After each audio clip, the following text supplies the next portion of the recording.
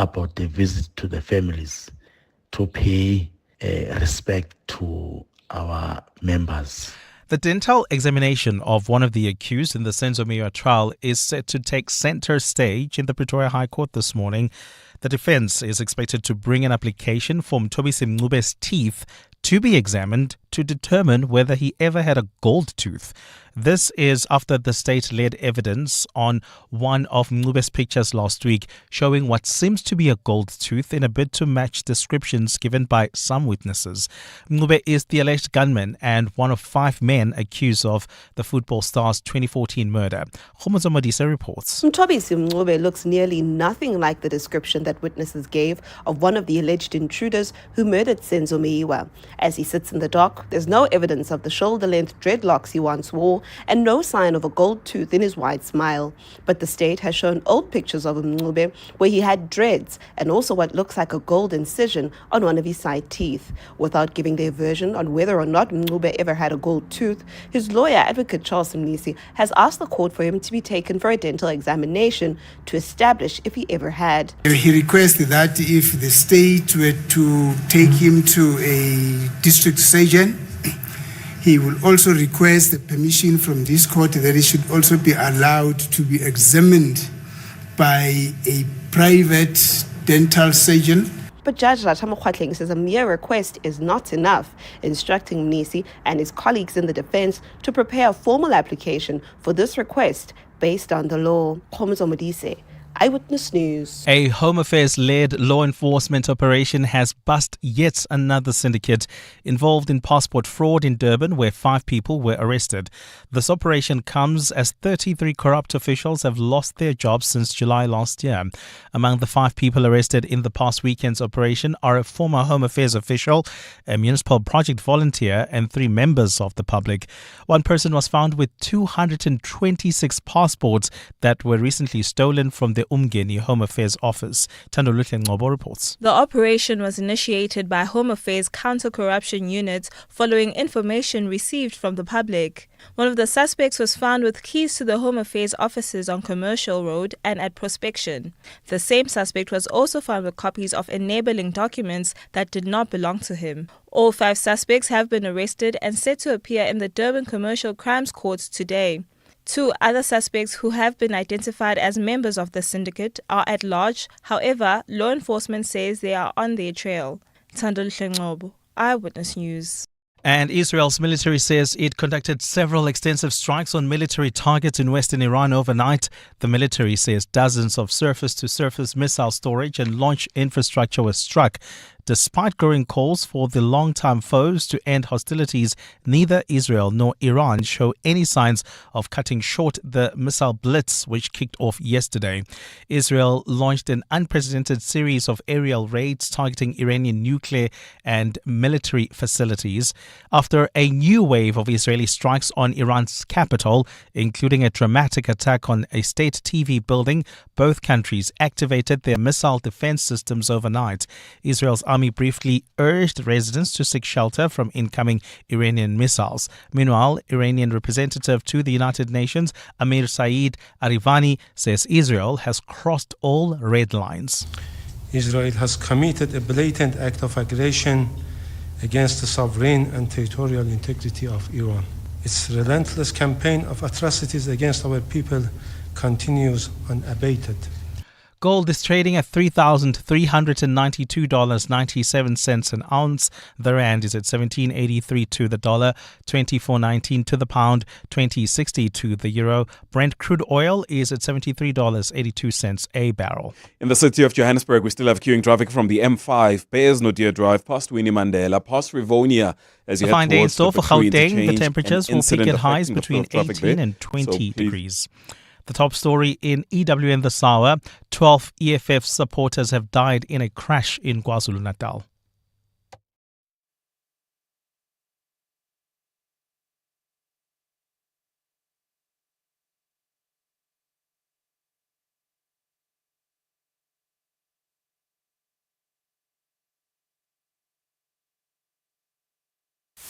EWN, in touch, in tune, and independent. For the latest, visit ewn.co.za or download the EWN app. Walk through history, walk with it. Sunday, 27 July, 7:02 Walk the Talk. Hosted by Freedom Park in the city of Tshwane. More on primemediaplus.com. 7:02. Live On the Prime Media Plus app. DSTV channel 856 92.7 and 106 FM. Let's walk the talk.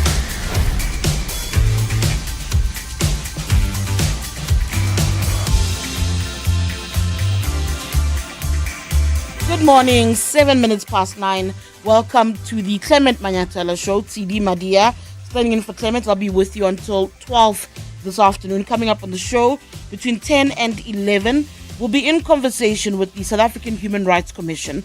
They're in a battle of sorts, in a collision course with the Dudula movement. We'll find out what's that about and also the work that they do on a day-to-day basis to support our democracy. Then between 11 and 12 o'clock, we'll have a variety of conversations. It's our usual Tuesday features. We'll have the world of work as well as health and wellness. In the world of work, we'll discuss ways to regulate yourself, your emotions, that's health and wellness rather, your emotions and how you respond and react to issues. And in the world of work, we'll look at short courses. How can you use them to advance your careers? Of course, we start as per usual with the open line. I was wondering if anyone caught those Youth Day speeches, if they made any impression, if at all, on you. There was a time, I think, where we cared about the speeches, be it from government or different political parties.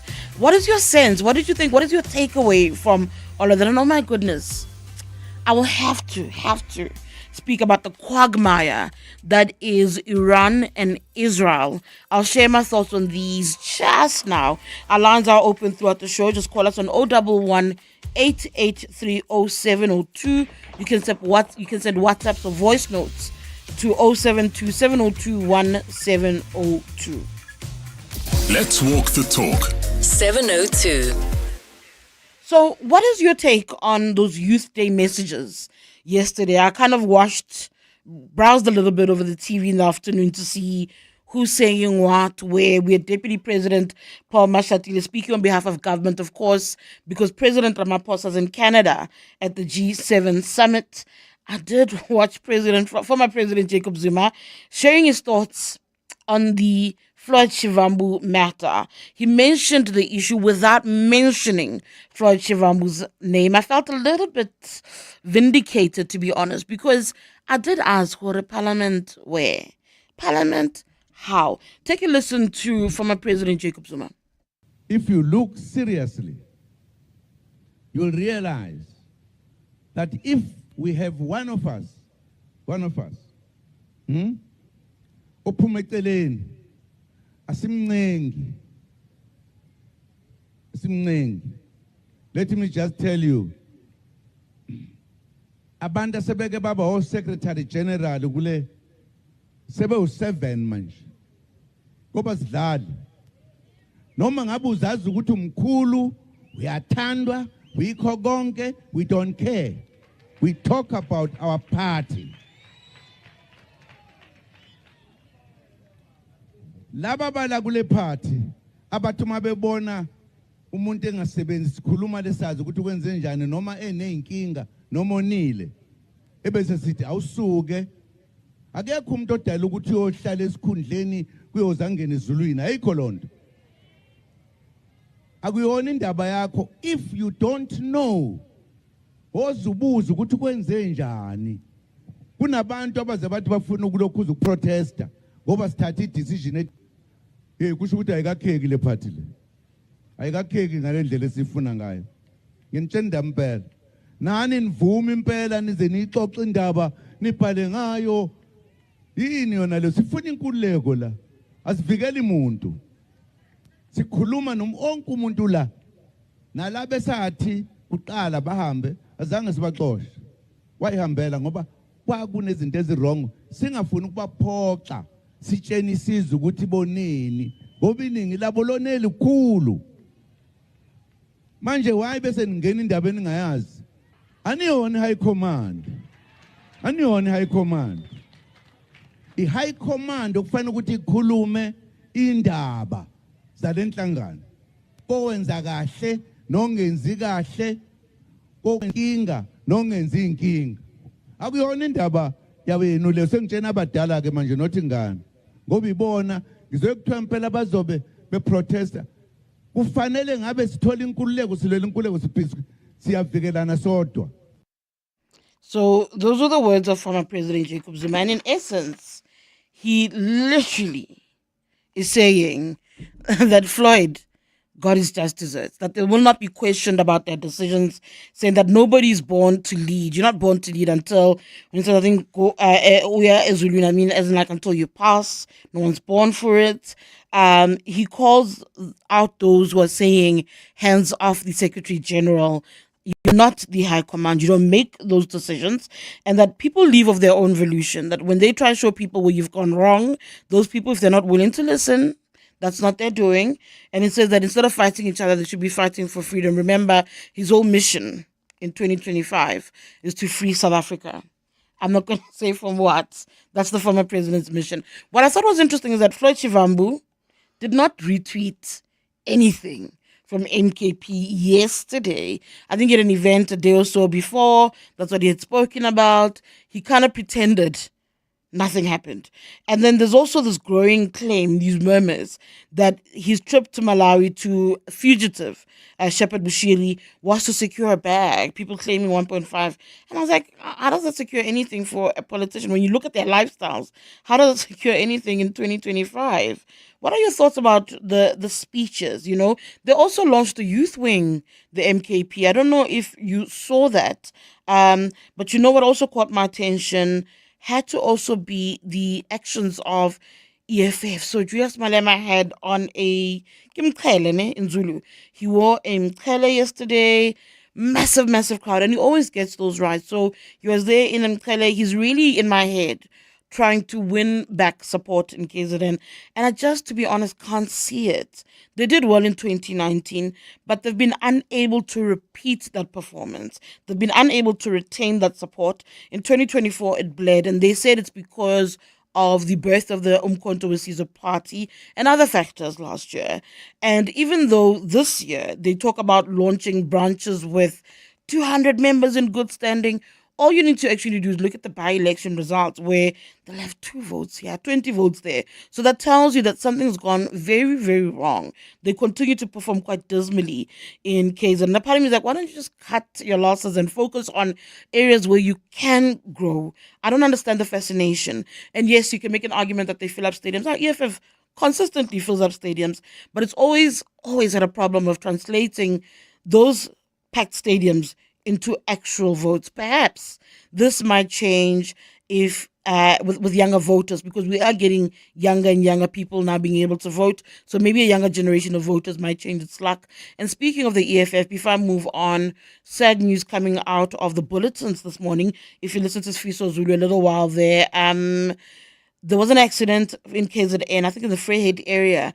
12 political supporters who died in a bus crash in KZN, and I understand that those supporters are members of the EFF. It's incredibly heartbreaking when you see people who go, with all the joy and all their might to these rallies, and it becomes that. I thought about the bus crash in Bombela in January with the ANC. I thought about that other accident. They called them the Kuruleni 10. They'd gone to a manifesto launch when former President Jacob Zuma, funny enough, was leader of the ANC, and there was an accident there. What are your thoughts? What are your takeaways from the speeches yesterday? Do you even care? 011-883-0702, 072-702-1702. Coming to your calls on your WhatsApps now. 702. Let's walk the talk on 92.7 and 106 FM. Tabo in Joburg, good morning to you. Welcome to Radio 702. Yeah, good morning, Tshidi. I think just 2 thoughts. The first was around the speeches.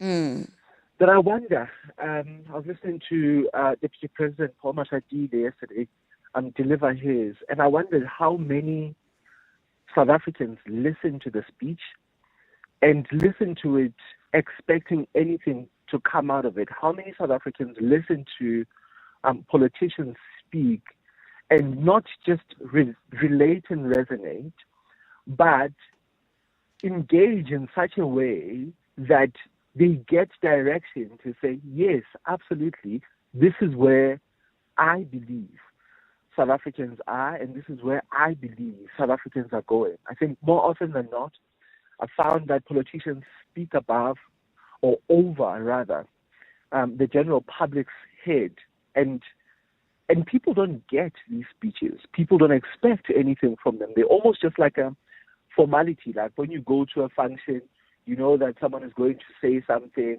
so you wait for that thing to be said and pass, and then then we can just move on to the next item. So I did wonder about that, and I don't know, I'd be interested as well to hear maybe your thoughts and others around that view. It's almost as if they're an autopilot, like you're just ticking the box, like, where can you stay? Let's just do this thing and get out of the way. Yes, because I don't think there's anything to expect out of the speech. Like you come, you say something to thousands of people that are listening. Most of it feels very impractical. Most of it feels like I don't see how we move on from what you are saying to how it happens, how it practically applies in my everyday life. And it might be a stretch, which is why I'm saying it's open to conversation. Sure. Open to. I think the next one after that is just seeing the visuals coming in yesterday. It seemed like Deputy President, Minister of Basic Education, and Minister of Arts and Culture had gathered around a school to open a tennis court. I could be wrong. Was that a sporting facility, or was it a tennis court? But I get a tennis court is also a sporting facility. I didn't see that. That's an interesting one. I would want to know more about it. But if it is a tennis court, was it worth presidential attention? Or is it just something that we're supposed to be doing for our schools? Yeah, that's a big question. Is it worth then the presidential attention? That much effort, money, and resources, and that high level of delegation. Yes. Thank you so much, Thabo, for that. That's food for thought there. That's Thabo out in Joburg. Thank you so much, Sandile in Kagiso. Hi, good morning to you. Good morning, Tshidi. How are you? Very good. What's on your mind today? Yes, firstly, I would like to say condolences to our members of the EFF who just passed on while they were on their way to Durban. So I'm sending their condolences to their family and the EFF at large and the whole of South Africa. Absolutely. You guys always make this comparison that the EFF can fill up a stadium, but that doesn't equate to the votes. You are correct in one point in saying that, but the stadium is small. Let's talk logic now. The people who are in the stadium, they should not equate the people who are voting EFF because they are small. Even if they go to FNB for 90,000, that's 90,000. EFF is voted by millions. So this argument just 1 million, just 1 million, not millions. One. It can be 1 million, but 90,000 compared to 1 million. You are correct when you say it doesn't equate that. So people always say, yes, EFF filled up the stadium, but that doesn't equate to votes. How do we calculate that? Because 90,000, EFF is voted by a million. Let's say a million or 200,000. Okay. Can I come in? Can I come in on that quickly? You know, if you listen to the politicians of the EFF, they're actually quite clear about what it means for them. It's a psychological. We all understand that filling up stadiums is psychological warfare. And if you listen to them on pay attention rather on social media, they kind of speak about how that's where you see what their might is. And they'll speak about it. Like if you go to vote and you're voting via Twitter, they'll tell you that they believe that they're in charge. So it speaks to their own language to say, we do, you're correct. And ceremology, unfortunately, Sindile, is part and parcel of the South African political narrative. They compare stadiums and use that to try and gauge what it means. I take your point that 90,000 can't equate to actually what it means in realistic terms. I take that point. But the party itself engages in those conversations. It rates itself based on that too. That's what happens in our political landscape. I would say that is a political statement, but engaging on that is still incorrect. Even if they say that, it's still incorrect. You've got 90,000 and you've got 1 million votes. It doesn't equate. I'm still making the I'm same hearing, and don't argument. take your point away from you. It doesn't also change that it's also a fact. Filling up stadiums doesn't translate to filling up on the ballot. I take the point. Thank you so much. That's Kagiso out. That's Cindy Le out in Kagiso. Thank you. I do take your point, but yeah, that's where I stand as well. 011-883-0702-072-702-1702 for your voice notes and your WhatsApps. I want to play a few of your voice notes now. Good morning, 702. Tshidi, I think Jacob Zuma doesn't really believe genuinely in democracy and the very dispensation that he claimed to have protected and fought for. He is only protecting himself. As the Zulu saying, kancane kancane uyavela. So when it comes to the best speeches, I'd say that one from the Good Party where it says implementation, not speeches. That Pretoria. Good morning. It's very hilarious to hear what Zuma had to say about Shibambo. He says he is the 7th SG to be fired since the inception of the party. So we'll see what this political theater will pan out to be. It's very interesting. We'll watch. Anonymous. Bye. All right, thank you so much for that. I'll go through some of the WhatsApps in just a little bit. I also want to get your thoughts, and I was saying a little bit earlier that the quagmire that is Iran and Israel is also fascinating for me. So news coming out of Canada today is that, and this is where the G7 summit is currently taking place. US President Donald Trump and his Secretary of State Marco Rubio have left the conference early. As I understand it, it's due to the escalating tensions in the Middle East. I want to get your thoughts on that Iran-Israel conflict. Last night, there were reports of an airstrike hitting the headquarters of Iran's state television in Tehran. I think 3 employees have died from that incident. There's lots of talk about de-escalation, and what does de-escalation actually look like at this point of time? And that conversation says de-escalation can happen with these two parties, with these two countries themselves. I heard some saying it will be up to the US to navigate the moment. Israel continues to look to the United States for support. Trump has also been accused of many things in this latest clash. So yesterday I spoke to Dr. Oscar van Heerden, who says he believes that the US was negotiating with Iran in bad faith all along. It was pretending as far as Iran is concerned. He says that Israel's actions are at the behest of the US and that the greater issue really is about the fall of US hegemony. He says that, thoughts that the G7's own perceived, there's a perception that there's a back and forth among the G7 countries. At some point, we heard that they wanted to put out a statement, but they really couldn't because the US didn't want to co-sign on a statement calling for de-escalation. Again, Trump comes into the conversation saying that all Iran needs to do is to negotiate, saying that they sat on 60 days and didn't negotiate and didn't come up with a deal. Remember, he also has his own tariff war that's playing itself out in the background, saying that 60 days have lapsed. You've got different people saying different things. South Africa has been invited there. I think Mexico is there. I think India is there. You also have the European Union there. You've got the United Nations. All of them pretty much calling for a de-escalation in essence. On our part, we've expressed serious concern. We've called for urgent de-escalation. We've reiterated, we've emphasized what the rules are, that under international humanitarian law, civilians and civilian infrastructure must never be considered as legitimate targets. Our president is actually there looking for trade deals himself.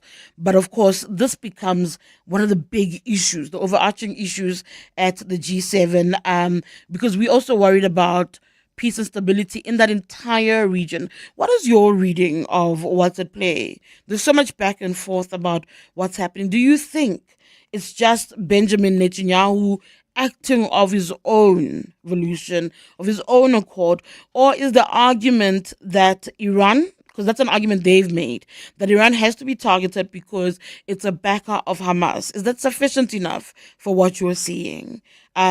Your thoughts about even there's so many concerns around this and what it could be. Some people believe we're on our way towards World War III. What's your thoughts? 011-883-0702, 072-702-1702. Hey, morning, Tshidi. Shumania.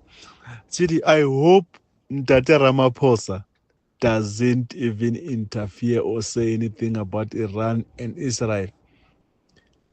Hey, it is hot there. It's cooking. If Madala will just stay away from it, we've got peace. But if Madala start to put his what you call in there, we are in trouble. Dumela Tshidi and team, Kingsley from Germiston. I think in as far as former President Jacob Zuma saying that they've had 7 SGs, that's an indication of poor leadership as far as I'm concerned, and it's not something that he should be saying out loud. Not to mention the fact that he's beating the old drum and trying to mobilize the youth to go and find the quote-unquote stolen votes.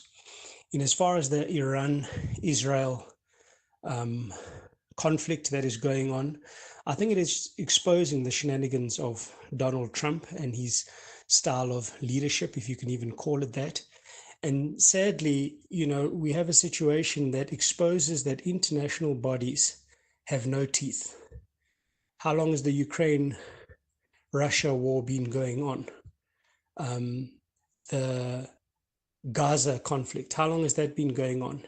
And international bodies have failed to put a stop to these proxy wars. Morning, Tshidi. With regard to the Iran-Israel war, I think it's high time we take a closer look at the role of the UN. I don't think the UN is serving its purpose. It should be disbanded because every country can do as they please. And also international law. International law is international law, but it's not international law to the world superpowers. Also, the role of BRICS. What's going on with BRICS? The meetings they are holding, what are they discussing actually? Thank you so much. Coming back to some of your WhatsApps, it's always hilarious to listen to former President Zuma because his memory is so selective. Was it not him who said the ANC will rule until Jesus comes back? Jiggy. Now people can't hold positions indefinitely.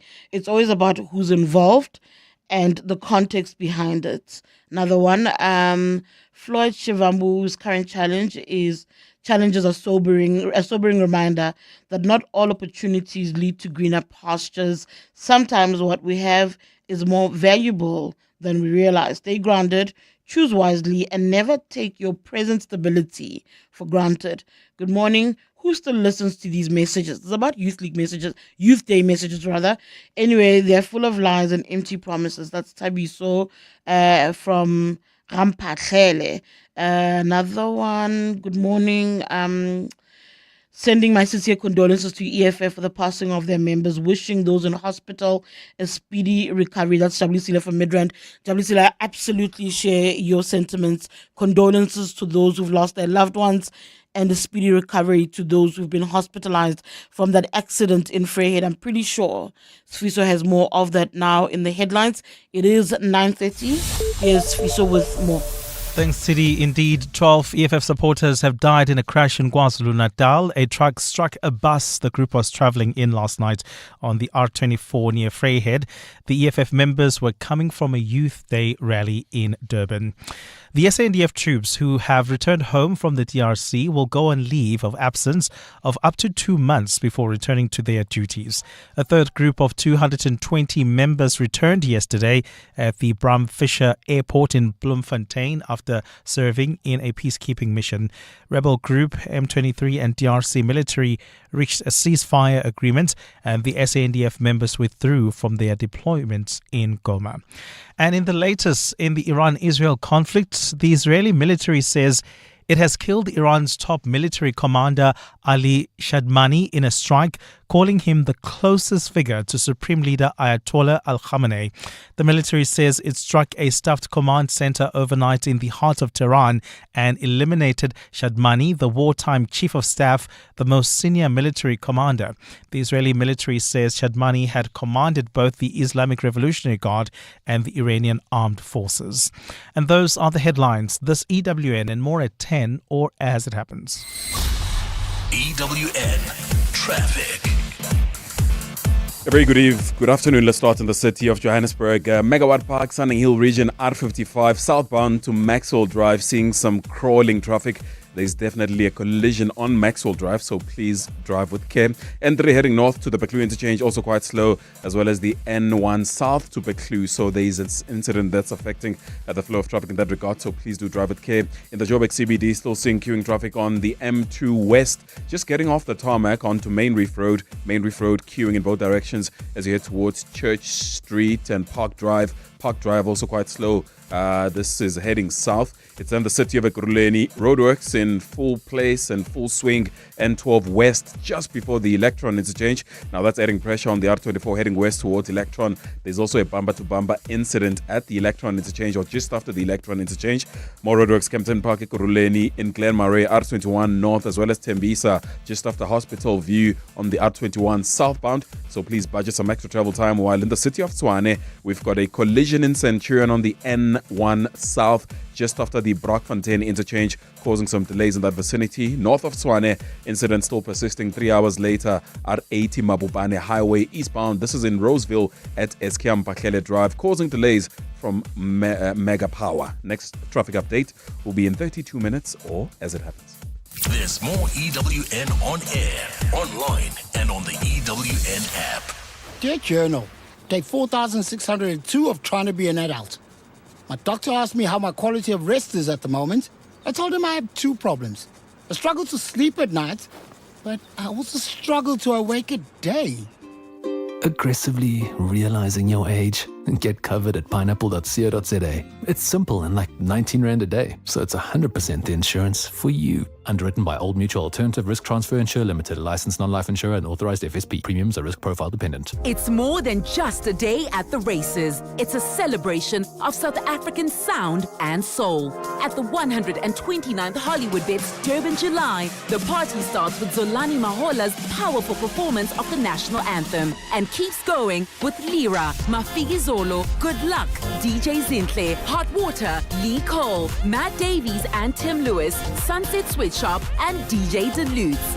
Racing action, fashion, music, dancing. The marvels of Mzansi come to life on Saturday, 5th July at Hollywood Bets Greyville Racecourse. Be part of the celebration. Get your tickets now at Ticket Pro. The Hollywood Bets Durban July, Africa's greatest horse racing and social event. Close your eyes. Taste the mist from the Sunny Pass waterfall. Feel the calm beneath the waves in Scottsboro. See the giants in East London. Breathe in the air of the Knysna Forest. Hear the roar of adventure in White River. 5 premier resorts, 5 senses, 5 all-inclusive escapes. Visit premierhotels.co.za for T's and C's and bookings. This week on 702, R&B Africa Focus dives into Africa's rich supply of critical minerals and how they could fuel the continent's next wave of economic growth. Join award-winning journalist Crystal Alderson as she explores how minerals like lithium, cobalt, and rare earth elements are driving global demand and why smart strategies and investments are key to unlocking long-term value. Don't miss R&B Africa Focus on 702 Drive with John Perlman this Thursday. R&B is a proud sponsor of B20 and the leading African corporate and investment bank. 702. Let's walk the talk on 92.7 and 106 FM. It's 9:35. Tshidi Madia standing in for Clement Manyathela. We are speaking about a variety of issues. I was asking about the Youth Day issues and what your sentiments are around the speeches. Do they matter? I'm asking about what you heard from a President Jacob Zuma and what sounds to me like a clear message to Floyd Shivambu. The EFF was also in KZN. Julius wearing umqhele, trying very hard to win over the hearts and minds of KZN supporters. They've lost support there at some point in the 2024 elections. And then we're also speaking, of course, about the Iran-Israel conflict. What do you make of it? Who do you think is behind what we are seeing now? I mean, Benjamin Netanyahu had a lot. The prime minister in an interview spoke about believing that killing the supreme leader will help de-escalate, will help calm the situation. And that people are of a very different view about whether or not that's the right direction to go in. Donald Trump's actions have been quite interesting to also watch in all of this, kind of pretending he's removed from it. He's not. Well, this morning, he's now left the G7 summit in Canada early, so he's not participating in the second day of the summit. He's gone back home, and part of the reason is about the Middle East conflict. So we kind of have to wait and see how that picture unfolds. 011-883, that's to make calls and to share your thoughts. 072-702-1702 for voice notes and WhatsApps. Morning, CD. Lekai. Listen, this thing, the 16th of June, and the speeches. Firstly, Zuma, please, kikopa aye ko gae. I lo disa dikgomo. He's just an old man clinging to power and don't know what to do. Really, he's just kids. And the youth that follow him, I don't know what they have done in their heads. They've lost their minds. Condolences to the EFF members who have passed on. But I guess it's time that EFF and ANC just come together and they move on and become a force to reckon with. The youth of 1976 fought a good fight. Let the current youth understand that, lest they forget. Thank you. Good morning, CD. Yeah, it's very, very true. Filling up stadiums doesn't translate to, votes at all. I've been to various rallies, various political organization rallies, but it doesn't mean that I'm going to vote for them. I was there just to see the people that we basically see on TV live. So just to see them, and then that's all. That's all. And then when I go to vote, I vote for my own political organization. Thank you. You know what that reminds me of? There was a young lady in last year's election cycle. What do they call her? Noma Rally. She went to every one of those rallies, and I actually liked that because you know what? You must go see what the parties are about. You must go hear the messaging. They called her Noma Rally last year. I saw her at the EFF, at the ANC, at the I think IFP, and I think one of the parties that had a launch elsewhere, manifesto launch elsewhere, kind of flew her in. I mean, she caught a lot of people's attention, but I thought that actually that is it. But that's what I was also trying to say about it doesn't translate to votes, is that people do go listen to your message and you can fill up anything. But I also understand the argument that was being made earlier that actually 90,000 is absorbed, obviously, in a million. I take that. I absolutely take that. But I do think people don't go to stadiums because they're loyal to any party. Thank you so much. Here, more of your voice notes. Good morning, CD. Nothing left for Floyd Shibam in MK. Floyd must resign or go to join other party. That is nothing else. What concerns me, CD, about the decisions that Jacob Zuma does, it seems like he's very inconsistent when he applies the MK constitution. If you look at how he treats Floyd currently compared to how he treated his daughter Duduzile Zuma, you can see that there is totally inconsistency in all this. Because Duduzile Zuma, when she swore at Floyd, she was asked to just apologize, and Zuma is doing all this, including demoting Floyd at the wrong time when the elections are just around the corner. And this was Zuma's last chance to really redeem himself from his not so good past. And when he continues like this, he will die as a chess master who never mastered anything. Sadly so. Moses. Good morning, City. Hey, what I'm going to say now, I know that I'll be in trouble. But you see, listening to that clip of Jacob Zuma talking about, indirectly though, about Floyd, I hear a father who is angry. Very, very, very, very much angry. He's very angry. So in other words, this is personal. It's no longer about politics. It's no longer about Floyd having gone to see Bushiri. It's no longer about that. It's other things now. Whatever Floyd did to Duduzile is huge. And here, a father is fuming. He's saying, how dare you do this to my daughter? That's what I can draw from that clip. Thank you, Tshidi. Kenny speaking. Kenny, what did you do to my daughter? Yeah, I don't know if I agree with that. That's an interesting perspective. I do think that he harbors a level of bitterness. I went to interview him last year. He definitely doesn't like President Cyril Ramaphosa. And I think maybe, because people have spoken about it as well, that part of the difficulty in Floyd Shivambu choosing to go to the MKP, that route, after everything he has said in the past about the former president, after everything they've done to the former president, that wasn't necessarily wise. In fact, somebody WhatsApped me now a tweet from the late Tito Mboweni that said, wait, I want to read it. I don't want to lie. I want to get it right. He then says, Oya Queenie, Wanamani. Where were you going? Where are you going?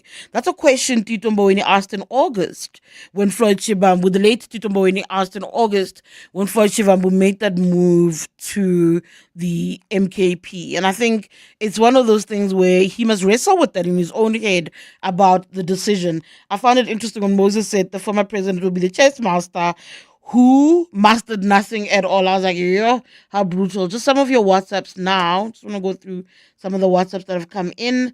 Papa Vu in Katoras says, former President Zuma, he's never strategic. He should avoid pronouncing on such if he wants to build his party. Internal party matters should be kept within. Another one, Zuma's speech is dull and bitter. Dull and bitter tongue lashing. Floyd is a sign of anarchy and immaturity in Zuma. That's Stuart in Postmansberg. I'm looking at more Zuma WhatsApps on my radar. I'm going to leave it at that for now. Let me play some more of your voice notes. Good morning, Tshidi. Israel can never fight Iran on its own. Never. Even all those wars Israel involved in, they will never fight on their own. They will always use United States. So this whole thing, which is happening now, there is no way Israelis are conducting that stuff on their own. They are backers behind them. They can't do it on their own. Never. They can't. So even United States negotiating with Iran that time, that was just it was in bad faith. In bad faith, I can say, because I think they were playing Iran all along. They were just giving them hope that they're gonna come up with a deal or something. While behind they were busy strategizing or planning to attack them. You see. Thanks. It's Aziz in Radio Corp. Hi, Tshidi. On the Israel and Iran issue, I think that the United States of America had an idea, and it was a ruse. They were fooling Iran. I don't think America will ever forgive Iran for whatever history has, but we need to be careful of this dangerous man, Netanyahu. He's been wanting this war. He's been calling for this war for years and years, and finally it's here. I think the common denominator that is a problem in the Middle East is definitely Israel and not Iran, as they claim. Hey, good morning, Tshidi, and the good team there. The issue of the Middle East, Israel has been manipulating the American politicians for a long time to push them into wars. If you look at the war in Afghanistan, Iraq, and everywhere, Syria, Netanyahu was at the forefront of pushing the Americans. Until the Americans stop supporting Israel, there will never be peace in that part of the world. Thank you, Tshidi. Thank you so much. More of your WhatsApps here. Definitely, America was negotiating in bad faith with Iran. De-escalation can be said, but the depth of the conflict within these two countries can have bad consequences for the Middle East. That's a concern many have.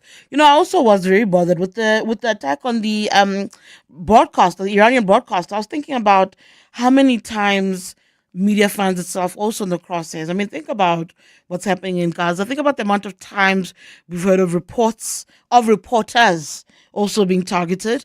In 1999, something that I've also been thinking about, I think it was during the Kosovo War, NATO bombed a radio television, Serbia's headquarters. I think 16 people died. In 2003, the search for Saddam Hussein and mass weapons. Remember that era, weapons of mass destruction, Tony Blair and Bush. In that era, you also had the Iraqi state television affected, went off air. Again, why? Because of a bomb. Those are also not spared. So seeing that live broadcast and seeing the shaking and hearing that, oh my God, we've been hit, is shocking. But unfortunately, not necessarily surprising. I see your call, Ibrahim. I'll come to you after this break. Hi, I'm Lewis Hamilton. Victory demands everything, but the journey is never solo. My team carves the way, data and innovation are my compass. This is how today's champions are made. Drive your success and trade like a champion. CFI, a global leading broker now in South Africa. Access over 15,000 instruments, advanced trading tools, 24/7 support, and superior trading services. Visit cfi.trade today. CFI Financial is an authorized financial services provider. CFI, empower yourself.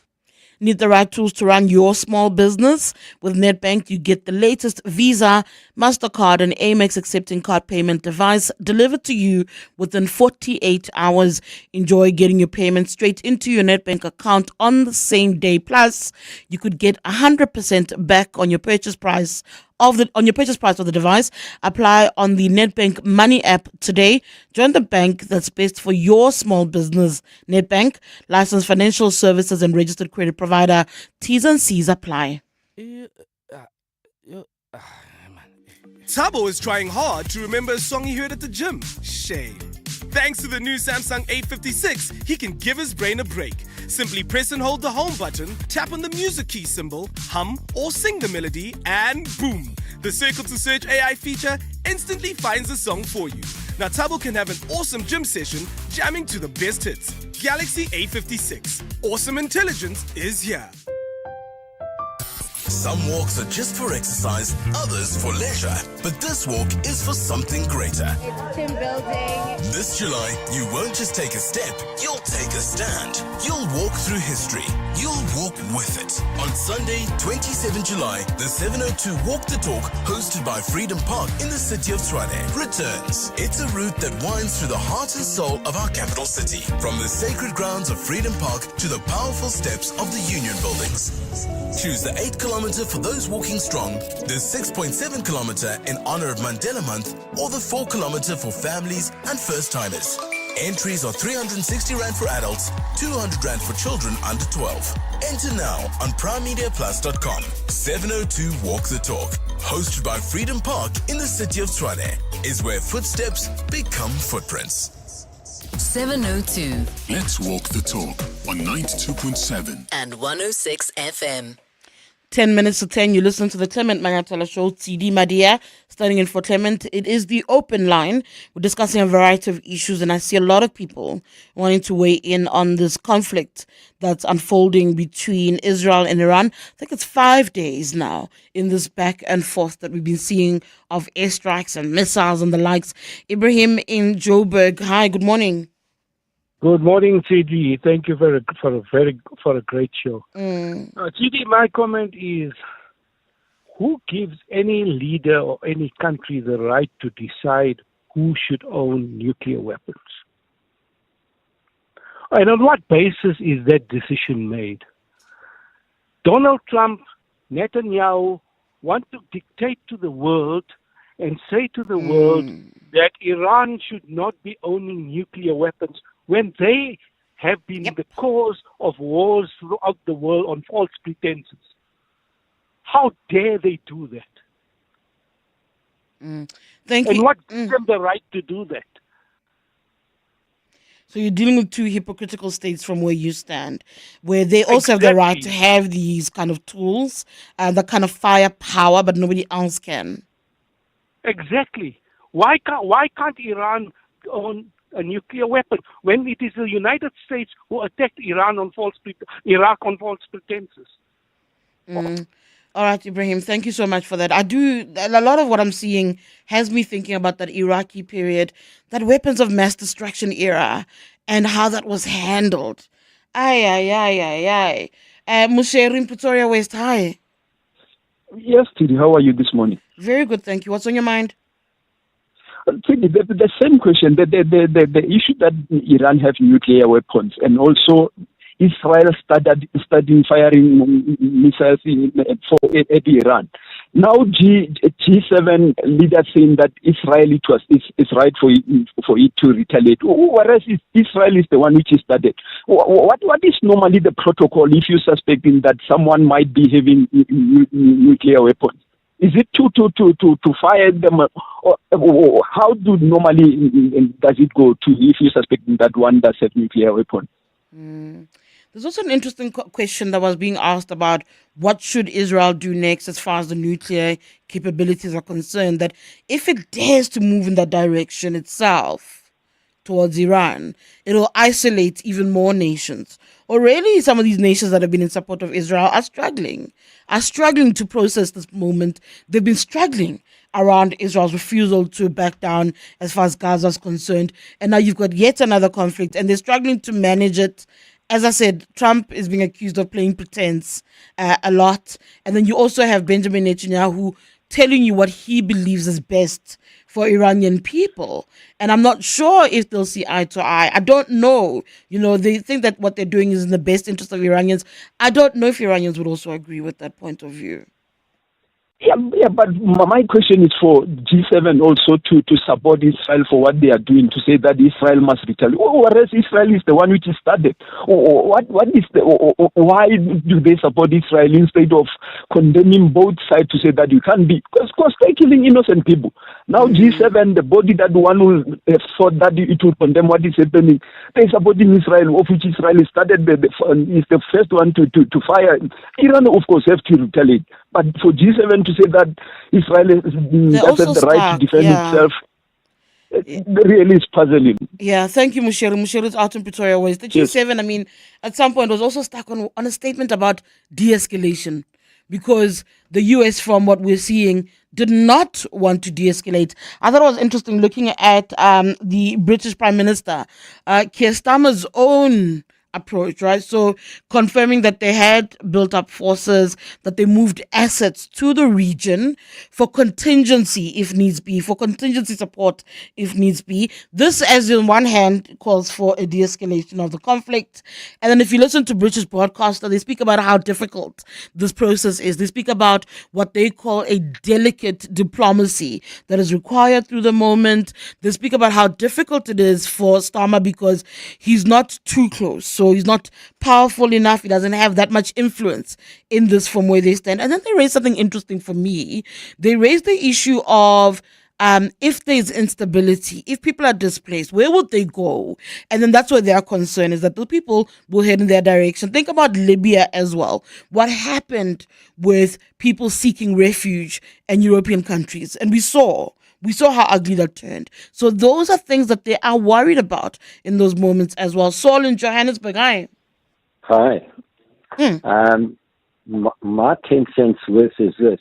And just to quote what the Israeli foreign minister said on CNN 2 days ago, in essence, the first, obviously they had intelligence, but let's not quote what intelligence they've got.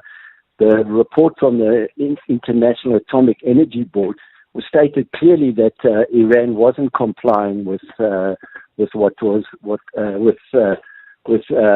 enrichment and etc. They weren't allowing inspectors in, and so on and so forth. And according to intelligence, independent and otherwise, they're about 6 months away from reaching 90% enrichment, already at 60%, which actually means that they get nuclear weapons in their hands. Now, as the foreign minister says, when a country states clearly that they would like to wipe another country off the face of the earth, you don't go and question it.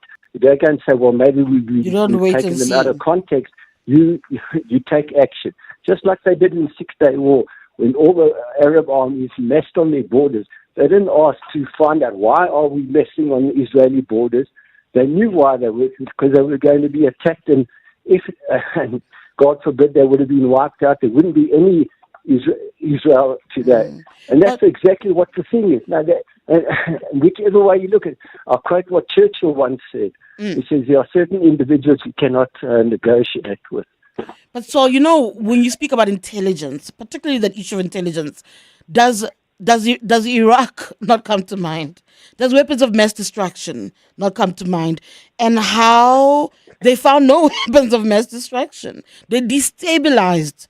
They caused so much instability based off of intelligence that we still don't have. And remember, South Africa got involved and also sent investigators there and came back also with a report saying actually. And so there's all of that as well, based on information at hand and the veracity of that information that you are basing all of this on. And I think that's why people are saying actually there's other issues at play. Of course, there's other issues at play. It's the same Iran that financed Hamas and Hezbollah, that financed all the missiles into Israel constantly, where the world said absolutely nothing, where the 702 we never had this discussion, and it was a constant battle for Israel to defend itself against all. So I do know that's not true. Point, in terms of 702's discussions, I listen to my colleagues and I know that's okay. Fair enough. But I've run out of time. Okay. On that note, I know we're not worried and not scared to discuss those controversial topics. Thank you so much, Saul. Pleasure. Cheers. Keep well.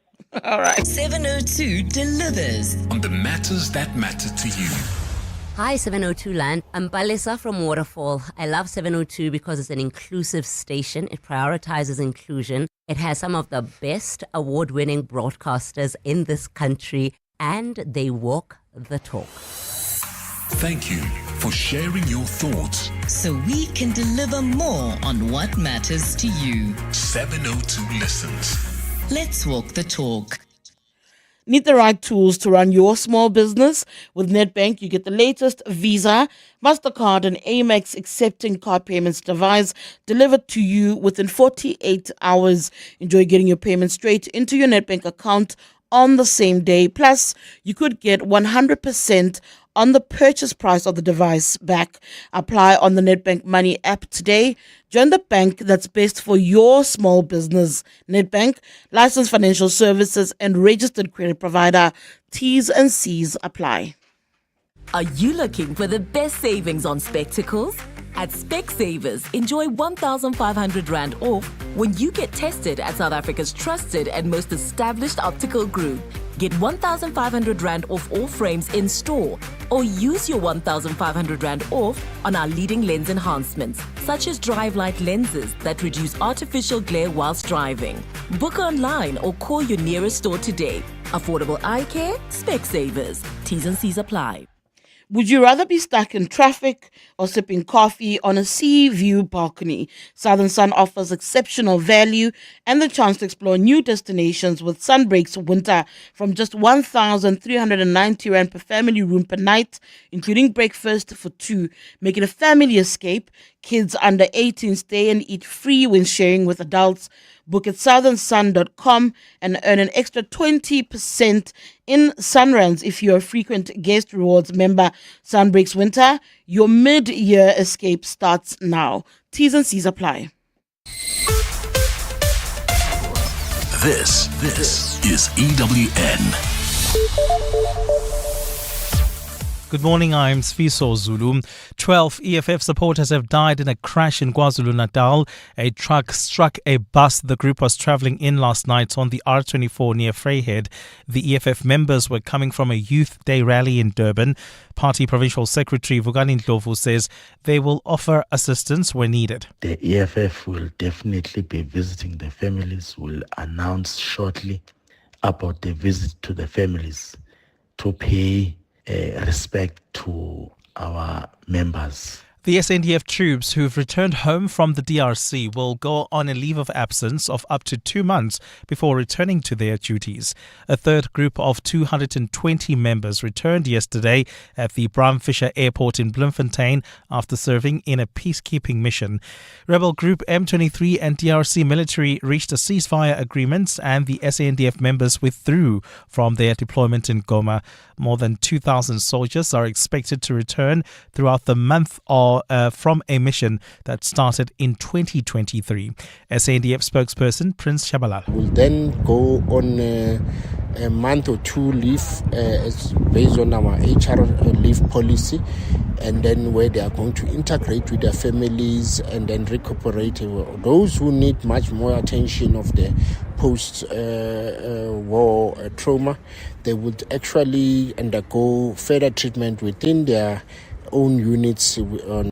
The dental examination of one of the accused in the Senzo Meyiwa trial is set to take centre stage in the Pretoria High Court this morning.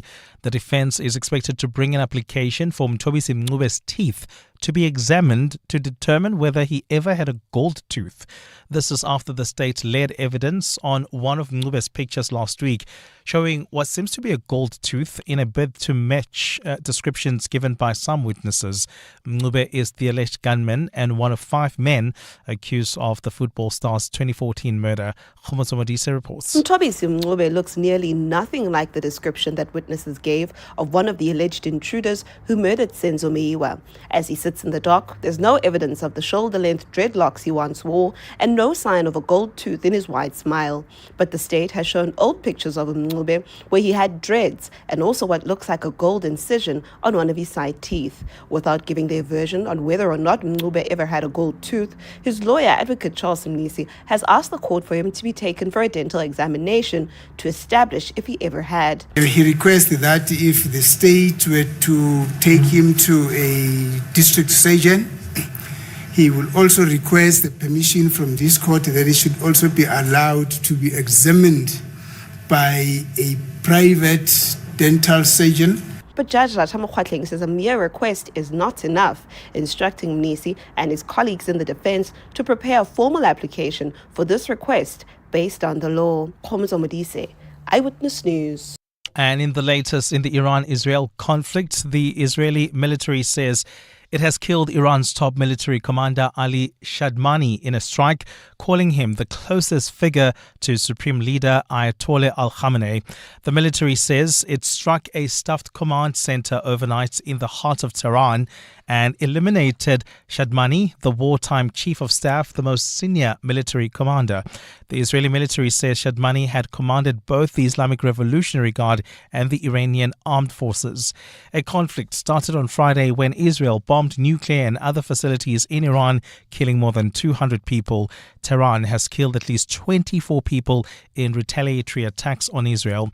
Iranian representative to the United Nations, Amir Saeed Arevani, says Israel has crossed all red lines. Israel has committed a blatant act of aggression against the sovereign and territorial integrity of Iran. Its relentless campaign of atrocities against our people continues unabated. Gold is trading at $3,392.97 an ounce. The rand is at 17.83 to the dollar, 24.19 to the pound, 20.60 to the euro. Brent crude oil is at $73.82 a barrel. On our roads, that collision on the R80 Mabopane Highway eastbound at Eskom Baklele still causing some mild to moderate congestion. Budget some 15 minutes. Similar pressure because of a collision in Centurion on the N1 South. This one happened in Irene, really, just after Jean Avenue. Anticipate some heavy pressure stretching as far back as the Flying Saucer interchange, while in the city of Johannesburg, Walter Vreden Park. Traffic lights are out at Hendrik Potgieter Road and Albert Street. please expect delays. A fine day in store for Gauteng. The temperatures will peak at highs between 18 and 20 degrees. The top story in EWN this hour: 12 EFF supporters have died in a crash in KwaZulu-Natal. EWN, in touch, in tune, and independent. For the latest, visit ewn.co.za or download the EWN app. What are the matters that matter to you? 702 listens. 702. Live On the Prime Media Plus app. DSTV channel 856. 92.7. And 106 FM. Let's walk the talk.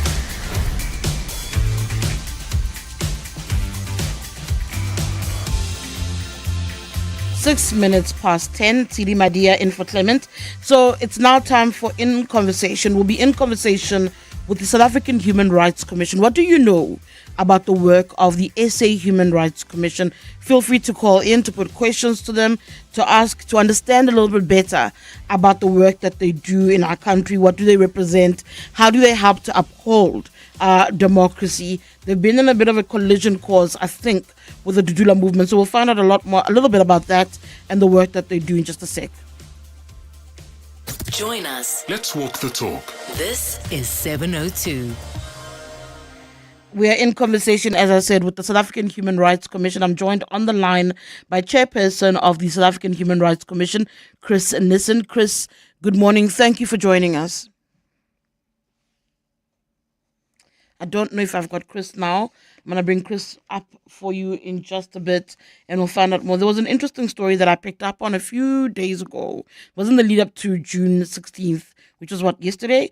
And it was an interesting part where they had picked up on, I think it was posted on Facebook from members of Dudula. And I was trying to figure out what was Dudula wanting to do, I think around the Rosettenville area. And this got the South African Human Rights Commission very worried, so much so that they actually went to the police commissioner, Fani Masemola, to raise a complaint, to raise an alarm about expected Dudula movement and the like. So that's kind of what this conversation is on the back of. It's trying to understand what happened, but most importantly, the work of the SA Human Rights Commission. Every now and again, you'll hear about something that's gone awry, and people will say that they're calling the SA Human Rights Commission is taking this matter on. It's going to be dealt with. So we'll find out a little bit more about that, but also just their own issues, right? Because if you listen to politicians from time to time, what you hear is that a lot of the work that they try and do, what gets blocked is by these kind of organizations that exist. There are lots of complaints about things like that. So I'll be bringing Chris Nissen on in just a bit. I really see a lot of your calls, a lot of your interaction before he's even come on. I will take some calls, actually, to get your thoughts about the SA Human Rights Commission while we get Chris up on the line for you. Godfrey in Dorenport, hi. Hi, madam. Good morning, Godfrey. Yeah, I just wanted the South Africans just to be aware and know what the South African Human Rights Commission is all about. I had a case against the South African Reserve Bank, and I reported that case to the South African Human Rights Commission, but they refused to help me. And then I had to take that case upon myself to the Equality Court. And then as I'm speaking now, the South African Reserve Bank failed to oppose my papers because I had a prima facie case and with the prima facie evidence. So the South African Human Rights Commission, for me, doesn't work for the South Africans. I think it's working for the allied. I even raised my frustration with what is that guy, man? He's working late at your station. I don't know, whoever. Oh, Bra Aubrey, maybe? Bra Aubrey, yes, Bra Aubrey. I even told him if it was up to me, that institution was supposed to be closed. Maybe that mandate given to another institution. Remind me again, Godfrey, the issue that you had raised that you wanted help with. What was it about? Because I will also put it to the Human Rights Commission. And I think the idea where you say that they're elitist is an important point that they need to answer to, because in some people's minds, that's the only time we see them is when there's a peak controversial issue that's big in the public spotlight. That is something that they'll probably need to speak to. What was the issue?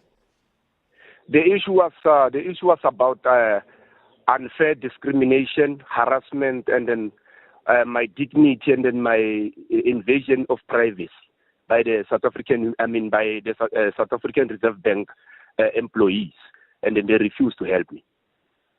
The issue is I was dismissed by the South African Reserve Bank after they ignored a psychological report from my psychologist, and then without any further report from their own psychologist to let me fit to stand for disciplinary proceedings. They continued after their in-house doctor, Dr. Kuzwayo, advised them to ignore that particular report. So that is why I had to take them through the Equality Court. All right. So South African Human Rights Commission, they refused to help me. And then I remember I was speaking to this lady, Zamantung Wambeki. I think she's a provincial manager there in Gauteng. She refused. Okay. In the first place, she said, "No, Godfrey, I'm going to help you." I don't know what changed somewhere along the way. So there was some but commitment to help. Yeah, there was a commitment, and then out of the blue, that commitment just faded away. I don't know why, but I don't want to mention things that I don't have evidence with. But according to the way things are happening, especially with the institutions that I'm against, and then in terms of the institutions where I go and seek help, and then I'm against the South African Reserve Bank, you can see that there is this influence of which I can't come with evidence. But okay, Godfrey, it's just your thoughts. Yeah. I want you to be able to listen. So I'm going to let go of your call. Thank you so much. That's Godfrey out in Doornpoort, who's complained that he finds the SA Human Rights Commission to be elitist in approach. We'll find out a little bit more. I am joined, I believe, via Zoom by Dr. Tshepo Madlingozi, who is a full-time commissioner of the SA Human Rights Commission. I think you listened to a little bit of that. Good morning, Tshepo. Welcome to Radio 702. Good morning, Tshidi, and good morning to your listeners. Thank you, Prof. Prof, let's start maybe with that call. I wanted to speak about Tutula, but let's start with that perception in and of itself before we even look at the work of the SA Human Rights Commission. The caller says he feels it's elitist, that because he had an issue with a reserve bank, he had approached the Human Rights Commission. They had said they would help, but he felt completely disregarded. I think he said he had a psychological report, his own psychological report. But the crux of it is that you're seen as a commission to pick and choose matters that speak to an elitist member of society, an elite members of society. No, thank you for this opportunity and thank you for having us. The South African Human Rights Commission, Tshidi, we receive about 8,000 complaints every year. We are able to address about 6,000 complaints. The majority of complaints have to do with service delivery issues, so issues of water, electricity, healthcare. Then the second biggest category, of course, would be issues to do with equality. Now, this work is done mainly in our 9 provinces. As I said, every year, 6,000 complaints, and we are able to deal with those complaints and address those complaints. Where it becomes a little bit difficult is when we do the investigation, we make a finding, but then there's no implementation by a municipality, by state departments, or by big business, by a private institution. So that is where sometimes members of the public do feel disgruntled, where the Human Rights Commission has acted, but like a court, we can implement, we can give you a house, we can give you healthcare, we can only make a finding based on the Constitution. But I must say that we appreciate the criticism. We are a Chapter 9 institution, we are accountable to the public, and if Godfrey can send me the details, I will certainly follow up on this case. All right, thank you so much. I'll ask the producers to help in that regard. But let's go back a step further and about the primary mandate. And I think that's where the clarity might lie around some of these issues, on the fact that you make assessments and then you'll make recommendations based on what's before you, but you don't have the implementing powers. And that's a back and forth around Chapter 9 institutions that's happened for years in our country. But if we're to look at the actual primary mandate, why does the SA Human Rights Commission exist? What is its job? What would you say?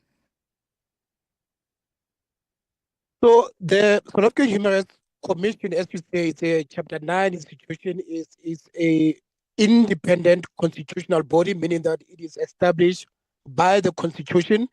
It is supposed to be the interface between society, civil society, as well as the state. We do our job independently. We get the budget from the state, but we are only accountable to Parliament. We're not accountable to the President. We're not accountable to the Minister of Justice. We are only accountable to the people of South Africa via Parliament. Our mandate is the widest mandate, the broadest mandate if you compare to other Chapter 9 institutions. The Public Protector, the mandate is very clear, it's very narrow. The Auditor General, very clear mandate, IEC. Our mandate is to promote, protect, and monitor the observance of human rights. That's very, very broad. So that's the first challenge, the broadness of the mandate. The second challenge, of course, is funding. We only have about 200 employees. Now, 200 employees spread around the country, in a country of almost 60 million people. That's a big challenge. But as I said, every year we are able to address 6,000 complaints. Every year we are able to conduct investigations and have inquiries, about 10 inquiries every year. Every year we carry out about 2,400 awareness-raising exercises. So that is our mandate. We've achieved a lot of gains. When we don't get satisfaction based on our recommendations, we are able to do two things. One, we can subpoena an official of the state. That subpoena is chaired by a commissioner.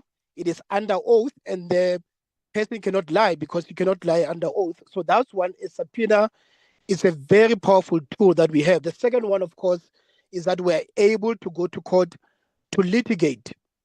But what the state cannot do is that they cannot choose to ignore our recommendations, even though they are recommendations. The Act is very clear. They've got 90 days to say how they will implement that. And if they fail to implement that, we're able to either go to court to enforce the decision or to go to Parliament, because Parliament is also part of an oversight body that we share oversight responsibilities with. All right. I'm in conversation with Professor Tshepo Madlingozi, who's a full-time commissioner at the South African Human Rights Commission. What are the questions that you have? Feel free to put in questions, put in calls even. You can call on 011 883 0702, 072 702 1702 to send in voice notes and WhatsApps. What are the questions that you have about the work that they do?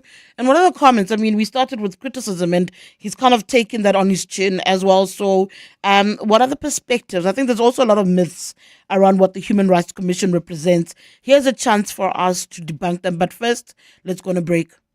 In ancient Corinth, as Alexander the Great approached the philosopher Diogenes and offered to grant him any wish, Diogenes simply replied, "Stand a little out of my sun."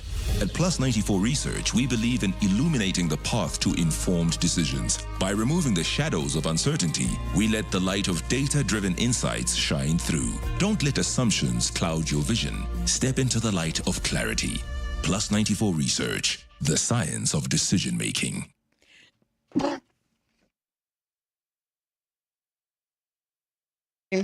Do you know the impact of AI in Google Workspace? On average, Workspace users are saving 105 minutes per week. With Gemini, that's over 2 hours of recovered productivity per employee. When you multiply that across your organization, the impact is substantial. And with features like Gemini, Help Me Write, autocomplete, and streamlined app development, AI in Google Workspace helps users work smarter and faster. Contact DigiCloud Africa to start your free 30-day trial. Info at digicloud.africa. When thinking Google Cloud, think DigiCloud Africa. To walk the talk is to turn words into meaningful actions. And it's what we at 702 are committed to doing every day. We're also committed to following the rules set out by the Broadcasting Complaints Commission's Code of Conduct. To give you balanced programming, fair comment, and accurate news. But But if we stumble along the way and you feel we're not living up to the code, let us know on comment@702.co.za. And if after that you're still not happy, you can direct your complaint in writing to the Broadcasting Complaints Commission, PO Box 412365, Craig Hall 2024. For more, visit bccsa.co.za. The Money Show. Weekday evenings at 6. China has been promoting cheaper electric vehicles. There's been deliberate government policy around this. Why is there suddenly no demand for these cars? China's industry goes through these waves of what I call Darwinian type competition, where literally the fittest survive. If you're looking at China, you'll be staggered to hear there's roughly about 80 odd Chinese EV brands already. I predict that probably in 5 years' time or so, if there's 10 or 15 left, I'll be surprised. Dr. Martin Davis. The Money Show on 702. Let's walk the talk. The Money Show with Stephen Grootes is brought to you by ABSA CIB, proud sponsor of the Africa Energy Forum 2025. Your story matters. ABSA registered FSP. For more about 702, go to primemediaplus.com. 10:21, the Clement Manyathela Show, Tshidi Madia, standing in for Clement Manyathela. We are in conversation with the South African Human Rights Commission. I'm in conversation specifically with Professor Tshepo Madlingozi, who's a full-time commissioner at the Human Rights Commission. Prof, I want to go back a little bit to the issue that actually led to this conversation. It was raising an alarm about the Dudula's activities and a concern from the Human Rights Commission. What was it that worried you? And this was in the lead up to Youth Day, and whether or not that materialized, or did police step up as you'd wished? Yes. Last week, we became aware of a series of social media posts. Those posts, in our opinion, amounted to incitement of potential violence. They secondly also amounted to propagation of hate speech. So we made that assessment, and we then contacted the National Commissioner of Police to, one, alert the commissioner to this post. Number two, to put the commissioner on terms that they need to investigate and act. And I must say that we received a very swift response from the National Commissioner of Police and the Hawks. And all I can say is that, yes, they did act on Sunday. On Monday, there were some marches, but those marches were under the watchful eye of the police, and it was a peaceful protest. The point here is that, of course, all of us, Tshidi, are allowed to raise any concerns about criminality. What you are not allowed to do is to incite violence, number one. Number two, to propagate hate speech against an entire group of people. Number three, to take, the law into your own hands. So in our statement, we are very clear that we should not dismiss grievances, that people must report criminality and suspicious acts to the police, but that the freedom of expression is not absolute. There is no space for hate speech, and there's no space to incite violence.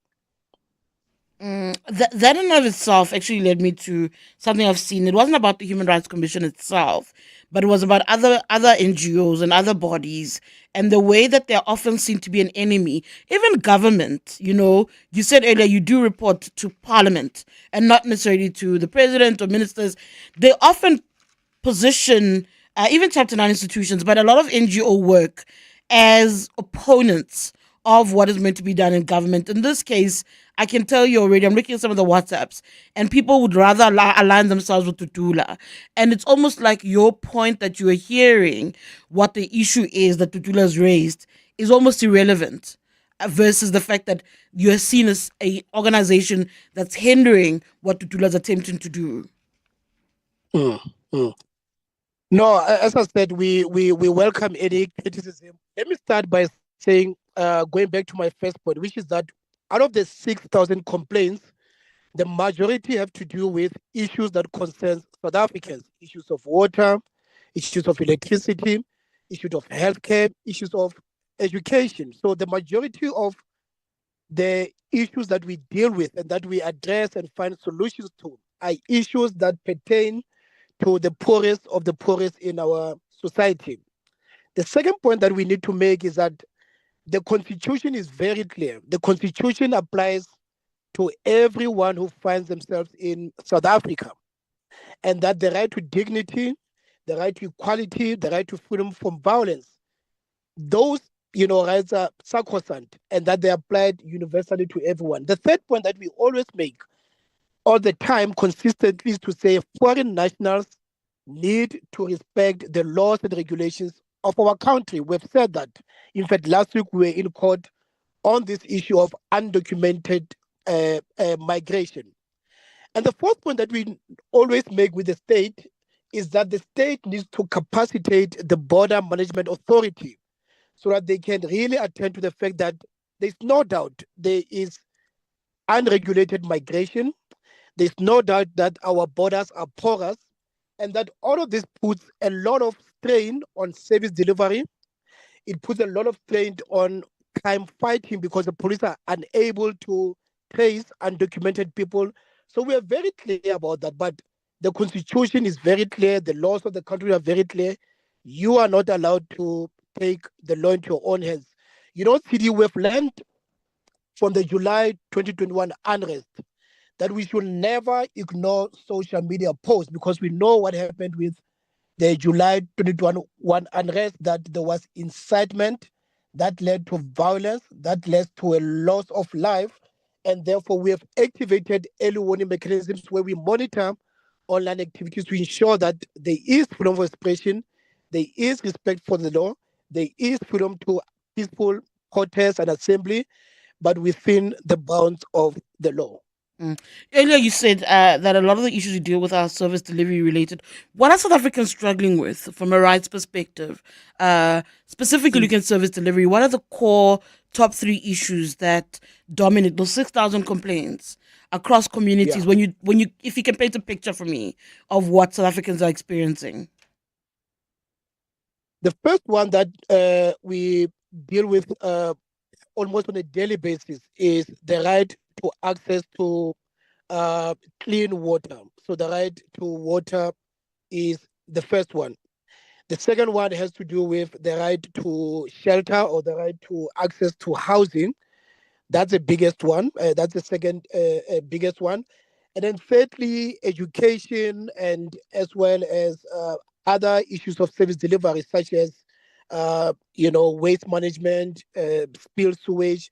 Those are the 3 biggest issues. And all of them, as I said, have to do with, number one, the collapse of certain municipalities. There's no doubt that we are dealing with a lot of municipalities that are dysfunctional. So as a South African Human Rights Commission, we do the investigation, we give recommendations, and sometimes we go to court.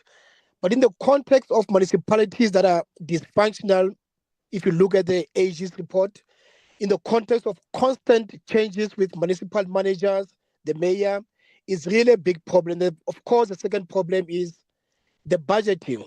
As the South African Human Rights Commission, we are concerned that the budget passed by the national government, the budget passed by municipalities are not constitutional compliant. They do not assist us to progressively realize socio-economic rights. So austerity, as well as corruption, as well as mismanagement, all collude to impact on issues of service delivery and also the realization of socio-economic rights. Thank you so much. We're in conversation with Professor Tshepo Madlingozi, who's the full-time commissioner at the South African Human Rights Commission. We are going to go to headlines. Prof, maybe when we come back, you can also just explain the difference, because I see a lot of messages around NGOs and funding and the Human Rights Commission versus those NGOs. And maybe you can draw us a comparison between the work and identifying the Human Rights Commission versus other non-governmental players. But we'll also put the questions that you have for him. I'll allow him to hear the criticism. I'm seeing a lot of criticism, and that's that issue where I think people don't fully comprehend or understand the role of this Chapter 9 institution as far as our democracy is concerned, and how critical it is in upholding and being one of the pillars that upholds our democracy. But first, we're going to go to headlines with Fiso, and then we'll come back. Fiso. Thanks, Tshidi. Good morning. Convicted rapist and murderer Thabo Bester, Nandipha Magudumana and their 7 co-accused are back in the Bloemfontein High Court this morning for pre-trial hearing. They face charges including fraud, corruption, aiding an escape, violating a corpse and defeating the ends of justice. Bester and his main accomplice Magudumana were arrested in Tanzania following his 2022 escape from the Mangaung prison. The NPA has requested more time to finalize its charge sheet in the corruption case involving former ANC national spokesperson Pule Mabe. Mabe, along with his 6 co-accused, briefly appeared at the Johannesburg Commercial Crimes Court sitting in Palm Ridge this morning. They all face a combined 16 counts of fraud, money laundering and contraventions of the Public Finance Management Act. And the Israeli military says it has killed Iran's top military commander Ali Shadmani in a strike, calling him the closest figure to Supreme Leader Ayatollah al-Khamenei. The military says it struck a staffed command center overnight in the heart of Tehran and eliminated al-Shadmani, the wartime chief of staff, the most senior military commander. And the Israeli military says Shadmani had commanded both the Islamic Revolutionary Guard and the Iranian armed forces. Those are the headlines. This EWN and more at 11 or as it happens. EWN Traffic. Good morning. We start in Tshwane. We've got a collision still active, Roseville R80 Mabopane Highway, right at the Eskom-Baklele Drive intersection, causing some heavy pressure still. So please continue driving with care. It should neutralize soonest. Mild pressure still remains in the capital. This is at Irene. Now, Pearson Main Road from all approaches. An update from Centurion. Collision just after Irene, Swartkop, N1 South. It happened just after Jean Avenue. Heavy delays from the Flying Saucer interchange.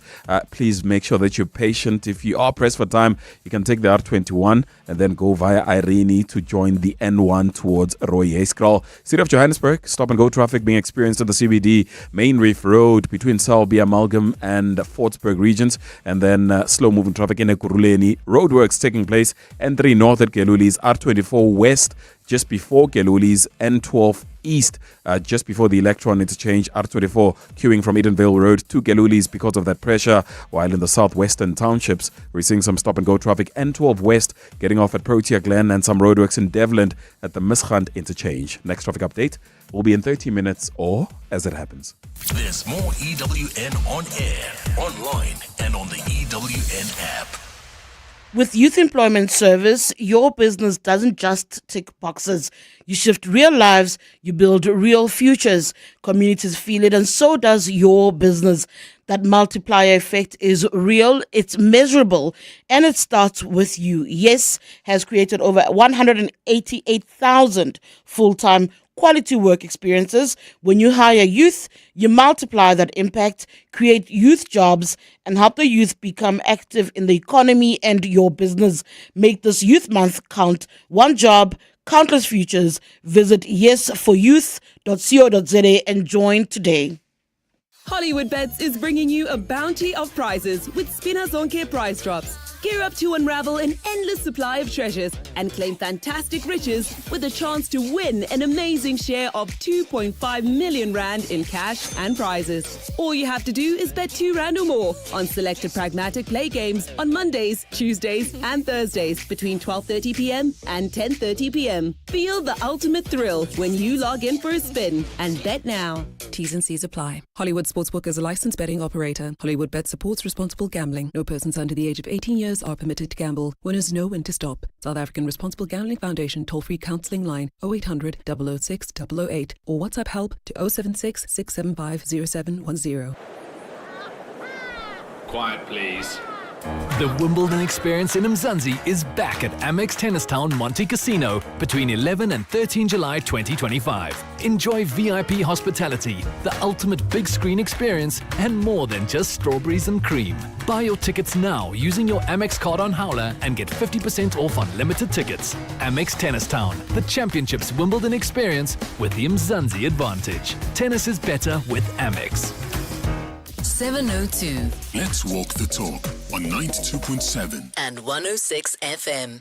Welcome back. We're in conversation with the South African Human Rights Commission, speaking to Professor Tshepo Madlingozi, full-time commissioner at the commission. Prof, this constant confusion, I think, when it comes to the Human Rights Commission, where people think it's an NGO, I don't think so. It is provided for in a slightly different category, if I'm correct, under our constitution, isn't it? It is. As I said, we are established by the Constitution, Chapter 9 in the Constitution, which gives us, number one, the independence. Number two, commissioners are appointed by the president upon recommendations of the parliament. So we are presidential appointees as commissioners. I must say that we operate in the ecosystem with other Chapter 9 institutions in the first place. So the CGE, the Commission for Gender Equality, the Public Protector, IEC, and so forth. We are in that ecosystem. The difference between us and NGOs is that, number one, NGOs are non-governmental institutions. They are not accountable to the state. They raise their own funding either from South Africa or overseas. We are accountable to the public via Parliament. We get our budget from the state.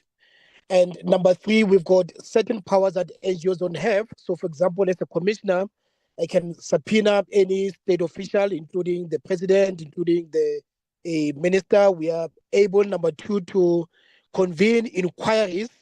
And if anyone doesn't come to those inquiries, we can subpoena them. And if anyone lies during our subpoenas, that's perjury because that's under oath. We also have the powers of search and seizure. So we are able to go into any building to seize material that will assist us in our investigation.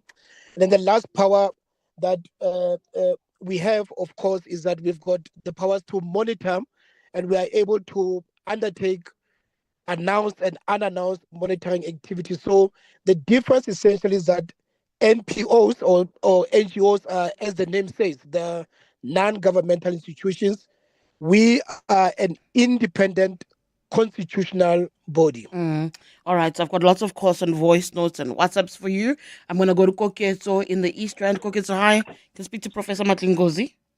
Yes, hi, Tshidi, and hi to your guest. I just wanted to ask, in terms of communities that have almost like service delivery failures, where, for instance, maybe a service provider was supposed to, plant maize for us, like what happened in our community, and then this service provider failed to fulfill that thing, and they were paid. Money was dispersed. Is that something that you can write to the South African Human Rights Commission about? All right, Prof. Yes, that sounds like it's a violation of the right to a safe environment. So it does fall within our purview. But secondly, it will also fall under the purview of the public protector if there are allegations of corruption or mismanagement or maladministration. So for us, we'll look at it from a perspective of human rights, whether that municipality is fulfilling its rights in terms of, socio-economic rights, the right to safe environment, and then the public protector will look at consequences in terms of corruption and maladministration. So certainly, the caller can bring the case to us. All right, I'm going to play you a couple of voice notes where there are also questions being put to you there. Good morning, Tshidi. I would just like to understand how are they mandated to also represent people who already broke the law. An illegal immigrant means they already broke the law. So they see it fit to spend their resources on somebody who's illegal here. Why wouldn't you use more resources on people who are here legally? I don't understand the part where they represent illegal immigrant to further break the law of being in places that they shouldn't be. They illegally occupy spaces. The hijacking of buildings. They would go and represent such illegality. I don't understand that part. Morning, CD and the Prof there. I'm one of those who are opposed to movements like Dudula. Although their reasoning or intentions might be, beneficial to South Africans or to South Africa as a country, the methods by which they're going about, I'm against them. Like the Prof says there, the law is clear. You cannot propagate hate speech, and you cannot take the law into your own hands. And the major problem I have with such movements is they are general approach. They're generalizing everyone who's not of South African nationality. I mean, why can't we target criminality and single out those who are breaking the law? And I always say they tend to be barking at the wrong tree or trees. I mean, our major problem is our porous borders. And why can't we target those officials who are corrupt, who are taking bribes from these illegal immigrants who are pouring into our country?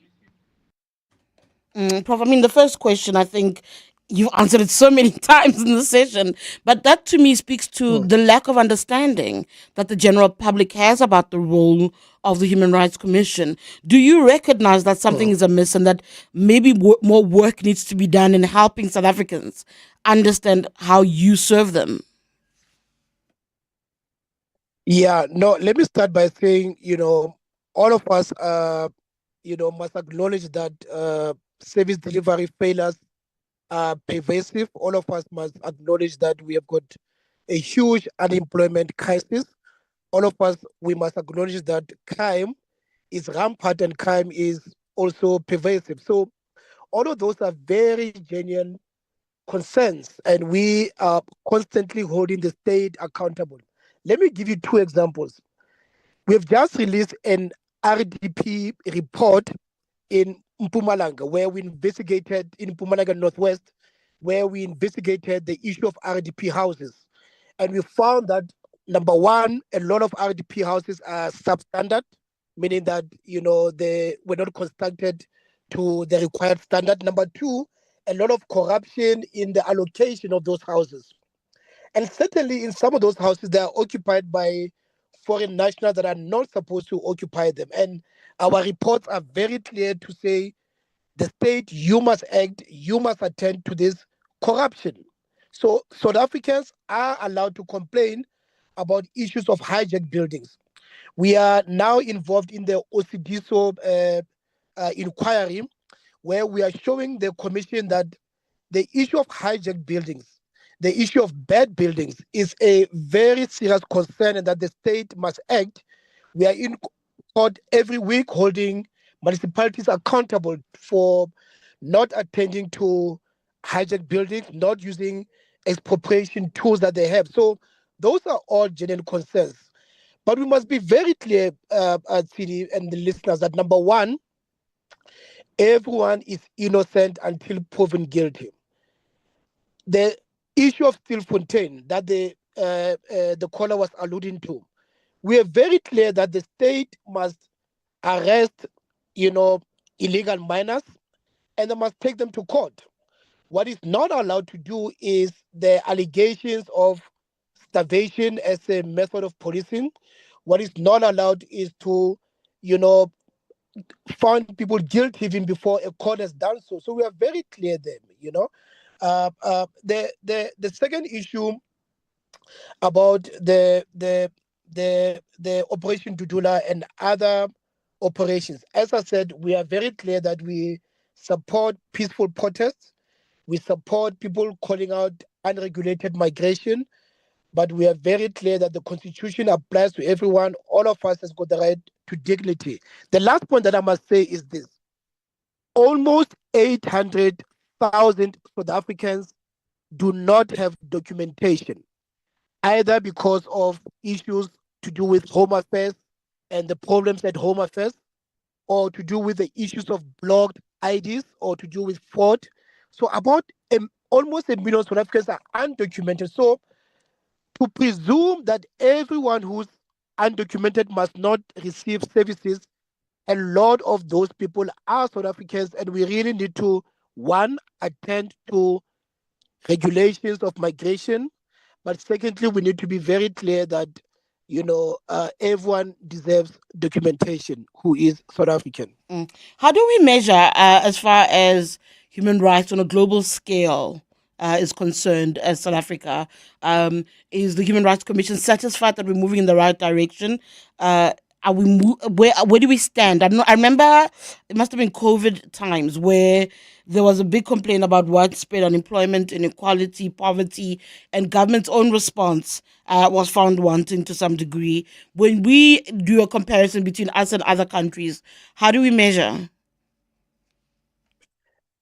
Yes, we measure okay. The Human Rights Commission is an A-rated institution according to the United Nations. So every year the United Nations look at our work. An independent subcommittee of the United Nations look at our independence, looks at our work, looks at our impact, and every year they score us. Consistently for the past 15 years, we have received an A-rated status. Secondly, our constitution contains rights that are not contained in other countries. So our framework, our constitutional framework, score very highly if you compare to other countries. We've got specialized courts such as the equality courts, where without needing a lawyer, you can go to court and uphold your rights to equality. So the equality courts is one vehicle. Fourthly, the independence of our judiciary. We score very, very highly because our judiciary is independent, is very robust, as you know. Fifthly, the work that is done by civil society, the space that they have to do their work in a very robust way with freedom of expression, freedom of peaceful assembly, that also scores very high. Where we score very badly is on three things. Number one is the ability of the state to roll out service delivery. I don't need to tell you the statistics to do with child hunger. I don't need to explain the statistics to do with lack of access to healthcare, education. My office will be releasing a report next week on the state of schooling and some of the issues that we found there to do with infrastructure, overcrowding, and so forth. Thirdly, we score badly when it comes to equality. South Africa is one of the most unequal countries in the world.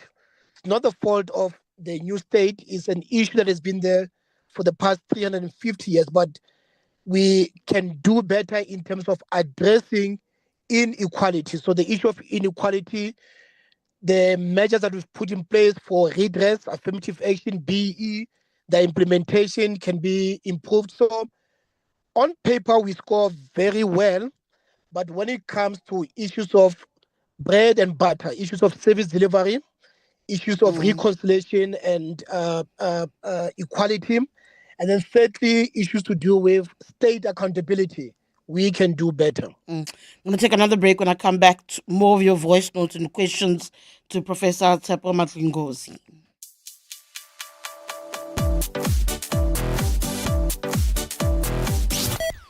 Corporates that care promote and encourage corporate leaders and all citizens to walk the talk for a better South Africa. Catch Corporates That Care this Wednesday at 10 to 9 featuring Life Healthcare. Pete Wharton Hood, their CEO, will be in conversation with Bongani Pingwa. Join us every Wednesday as we highlight the efforts of companies and brands dedicated to building our country. Corporates That Care is a Prime Media Cares initiative with 702 and Prime Media Outdoor. 702, let's walk the talk and make a difference together. For over 40 years, we've stood with the artists, championing the arts in all their forms. Now we unveil the next chapter, the Standard Bank Art Lab, a new gallery space where bold ideas take center stage. Opening with a celebration of tapestry, because like these woven masterpieces, the arts are woven into who we are. Step inside, let the art move you, grow you. Standard Bank, proud lead B20 sponsor, authorized FSP and registered credit provider. So, how did it go? Just perfect. The drive, so comfortable. The panoramic sunroof, my highlight. But what about the date? He was nice, but the Jolien Pro, next level. Sometimes the drive is the best part. The Haval Jolien Pro from 4,299 per month. Visit gwm.coza for T's and C's and book a test drive. Go with more. Go with GWM. Join us. Let's walk the talk. This is 702. We're in conversation with the SA Human Rights Commission. There are a lot of questions that have come through for Professor Tshepo Madlingozi. Prof, I want you to listen to these voice notes. More questions from our listeners. Tshidi, my question to the Human Rights Commission is about the Competition Commission.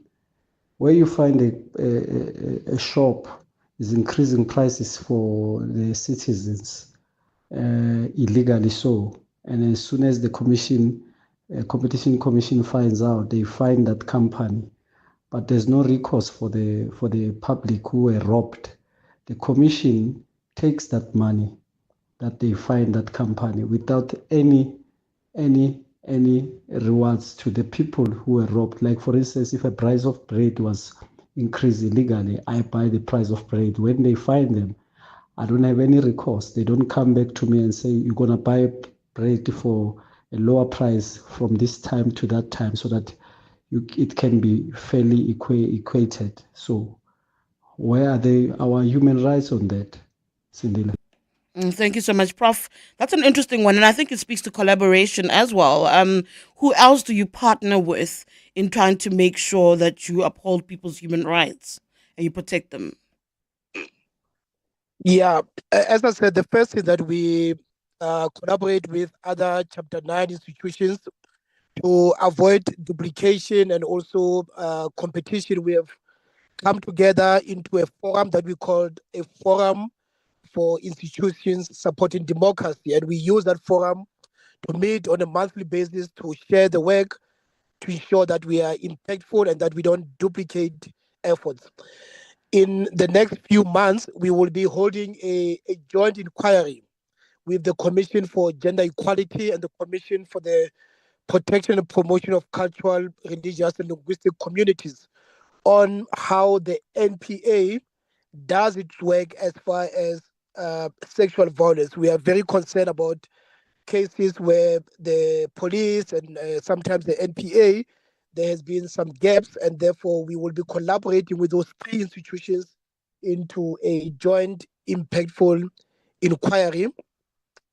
We do collaborate with the Competition Commission sometimes because, of course, the issue of cartels and the issue of price, increase are not only commercial issues. There are also issues that impact on, the right of consumers. So we do collaborate with a number of bodies. But on this one, Tshidi, let me allow the Competition Commission to speak for itself. Absolutely, I can't disagree with that. The work that you do, even with other Chapter 9 institutions, the recommendations, we spoke earlier about implementation and the like, but in terms of policy formation, Prof, how much of the work that you've done do you see being taken by legislators into consideration as they shape and inform policy?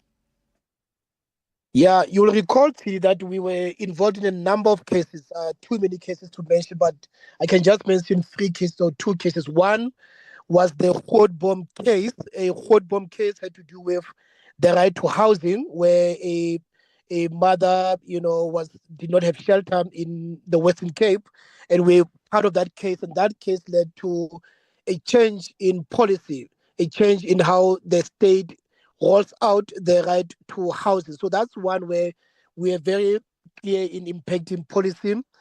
The second one is that we're involved in the flag case, the apartheid flag case, where we're able to convince the court that, the display of the apartheid flag amounts to hate speech, and that has led to a policy change. We now have the Hate Crimes Act, which makes hate speech and hate speech a crime.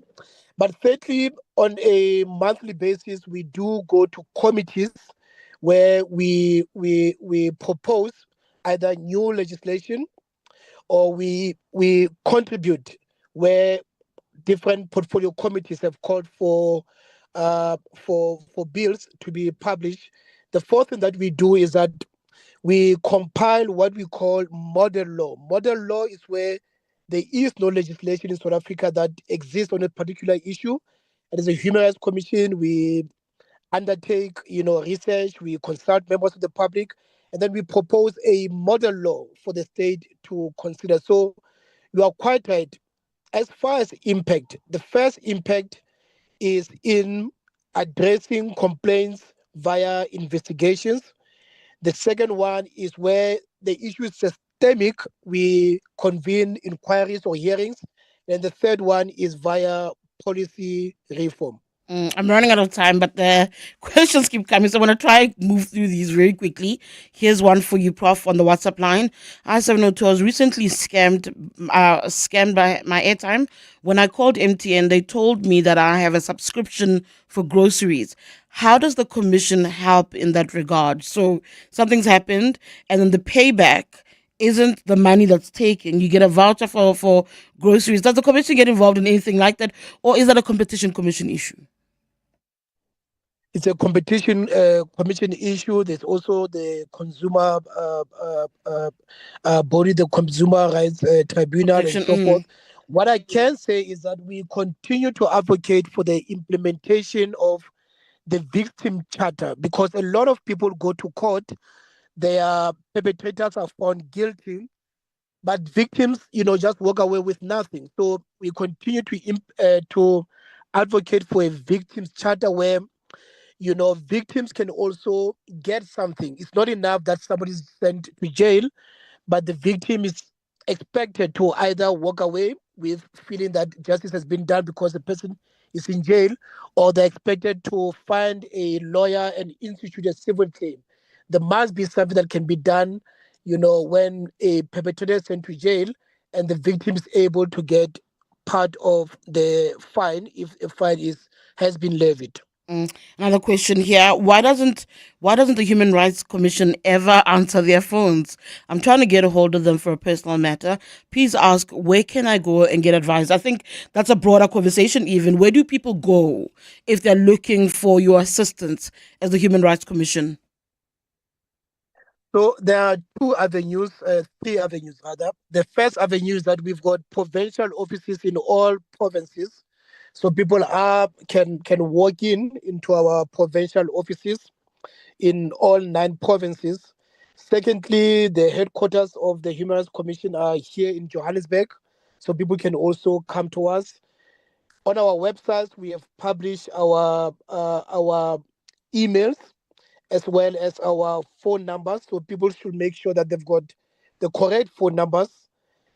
The third thing that we've made it easy that all provincial offices have got WhatsApp numbers where people can submit their complaints via WhatsApp. So they don't need to call, they don't need to send emails, they don't need to walk in. They can use our WhatsApp line to send those complaints. Do you want to give us the WhatsApp line? Is that possible? Not now. Okay, I'll get it. No, it's fine. Before time. Don't worry. I'll get it and then I'll put it out before the end of the show. Thank you so much, Prof, for joining us. That's Professor Tshepo Madlingozi, who's a full-time commissioner at the South African Human Rights Commission. Thank you, Prof. As a business owner, I've noticed how being energy efficient has improved my savings and the growth of my business. You too can improve your margins by adopting energy efficient behaviors. Simply switch to energy saving lighting, switch off non-essential equipment, and maintain HVAC systems. These are some of the ways you can use electricity wisely to see your business soar, as well as contribute to a greener planet. Just like every rand counts, every kilowatt counts. Let's use electricity wisely. Eskom. Zake is a good South African with a good electrical business. He lit up the neighborhood, literally. One small spark, one big legal nightmare. But Zake, calm as a cable. He had 1 million rand public liability insurance from just 250 rand a month from Budget Insurance. The damage was covered and his clients sorted before his reputation went up in smoke. Visit budgetinsurance.co.za today for public liability insurance. Budget is a licensed non-life insurer and FSP. T's and C's online. Premiums are risk profile dependent and subject to annual review. This is EWN. Good morning, I'm Sfiso Zulu. The KwaZulu-Natal Transport Department has kicked off an investigation into a crash which claimed the lives of 12 EFF supporters. The group was coming from the party's Youth Day rally in Umlazi yesterday. A truck struck a bus the supporters were travelling in on the R34 near Freyhead last night. Nhlanhla Mabaso reports. The crash has left a devastating image on the R34, forcing closure of the road. And as emergency services work on the scene of the accident, an EFF-branded hat from one of the victims lies on the floor. While 12 people are confirmed dead, 10 others sustained serious injuries, 22 were slightly injured, while 6 passengers escaped unharmed. Transport MEC spokesperson Ndabezinhle Sibiya. Victims, were dismembered. The body parts were actually all over, some body parts missing. MEC Siboniso Duma is also visiting the accident scene. Nhlanhla Mabaso, Eyewitness News, Durban. Convicted rapist and murderer Thabo Bester and his main accomplice Nandipha Magudumana, along their 7 co-accused, are back in the Bloemfontein High Court this morning for pre-trial hearing. They face charges including fraud, corruption, aiding an escape, violating a corpse and defeating the ends of justice. Bester and his main accomplice were arrested in Tanzania following his 2022 escape from the Mangaung prison. The NPA has requested more time to finalize its charge sheet in the corruption case involving former ANC national spokesperson Pule Mabe. Mabe, along with his 6 co-accused persons, briefly appeared at the Johannesburg Crimes Court sitting in Palmridge this morning. They all face a combined 16 counts of fraud, money laundering and contraventions of the Public Finance Management Act. The charges relate to a 27 million rand tender scored by Mabe's company Enviromobi in 2017 to supply 203 wheeler motorbikes to the city of Ekurhuleni. Tabiso Goba has more. The matter was back in courts after a 3-month break for the NPA to provide additional documents requested by the defense. State Prosecutor Magdalene Montsoedi McLean says all requested documents have been presented to the defense except for the final charge sheets. The state has since furnished all the accused with the charge sheet that was furnished with the copies of the docket. That was the state's first draft of the charge sheet. The state is still in the process of finalizing the charge sheet and would like to furnish or give this charge sheet to the legal representatives before the next date. The defense lawyers have requested to be given the final charge sheets at least a week before the next court appearance. The matter has been postponed to the 7th of July. Thabiso Goba, Eyewitness News, Palmridge. And the Israeli military says it has killed Iran's top military commander Ali Shadmani in a strike, calling him the closest figure to Supreme Leader Ayatollah Al-Khamenei. The military says it struck a staffed command center overnight in the heart of Tehran and eliminated Shadmani, the wartime chief of staff, the most senior military commander. The Israeli military says Shadmani had commanded both the Islamic Revolutionary Guard and the Iranian armed forces. A conflict started on Friday when Israel bombed nuclear and other facilities in Iran, killing more than 200 people. Tehran has killed at least 24 people in retaliatory attacks on Israel.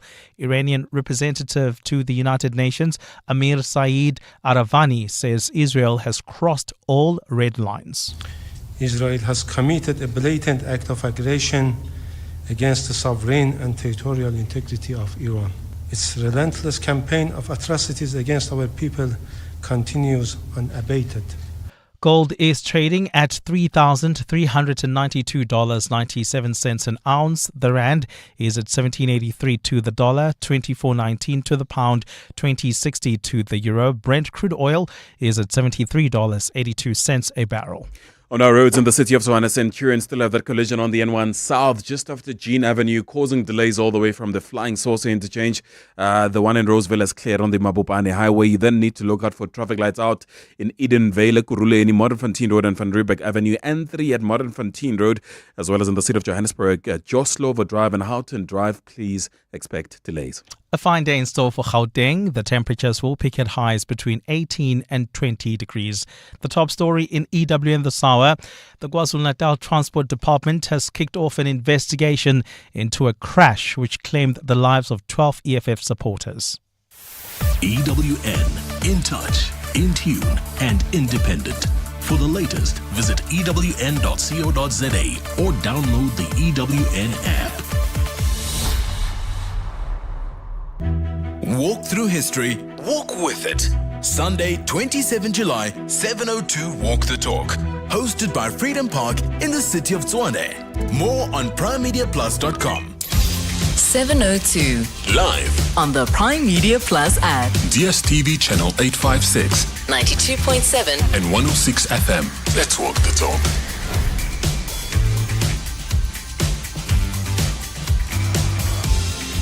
6 minutes past 11, we're through to the third and final hour of the Clement Manyathela. And as per usual, on a Tuesday, we've got two features. We do deal with the world of work, and then we deal with health and wellness. In the world of work, we're dealing with short courses. Have you ever tried a short course? What's been your experience? What's the benefit that you derive from participating, from taking a short course as opposed to a much longer degree? That's a conversation that we're going to be having now with Boston City campus. And later on, we'll speak about ways to regulate your emotions, your temperaments, to regulate just yourself and how to manage yourself in that regard so you achieve your goals or you adapt to a different environment. But that conversation will be between 11:30 and 12. But for now, though, let's get into the world of work.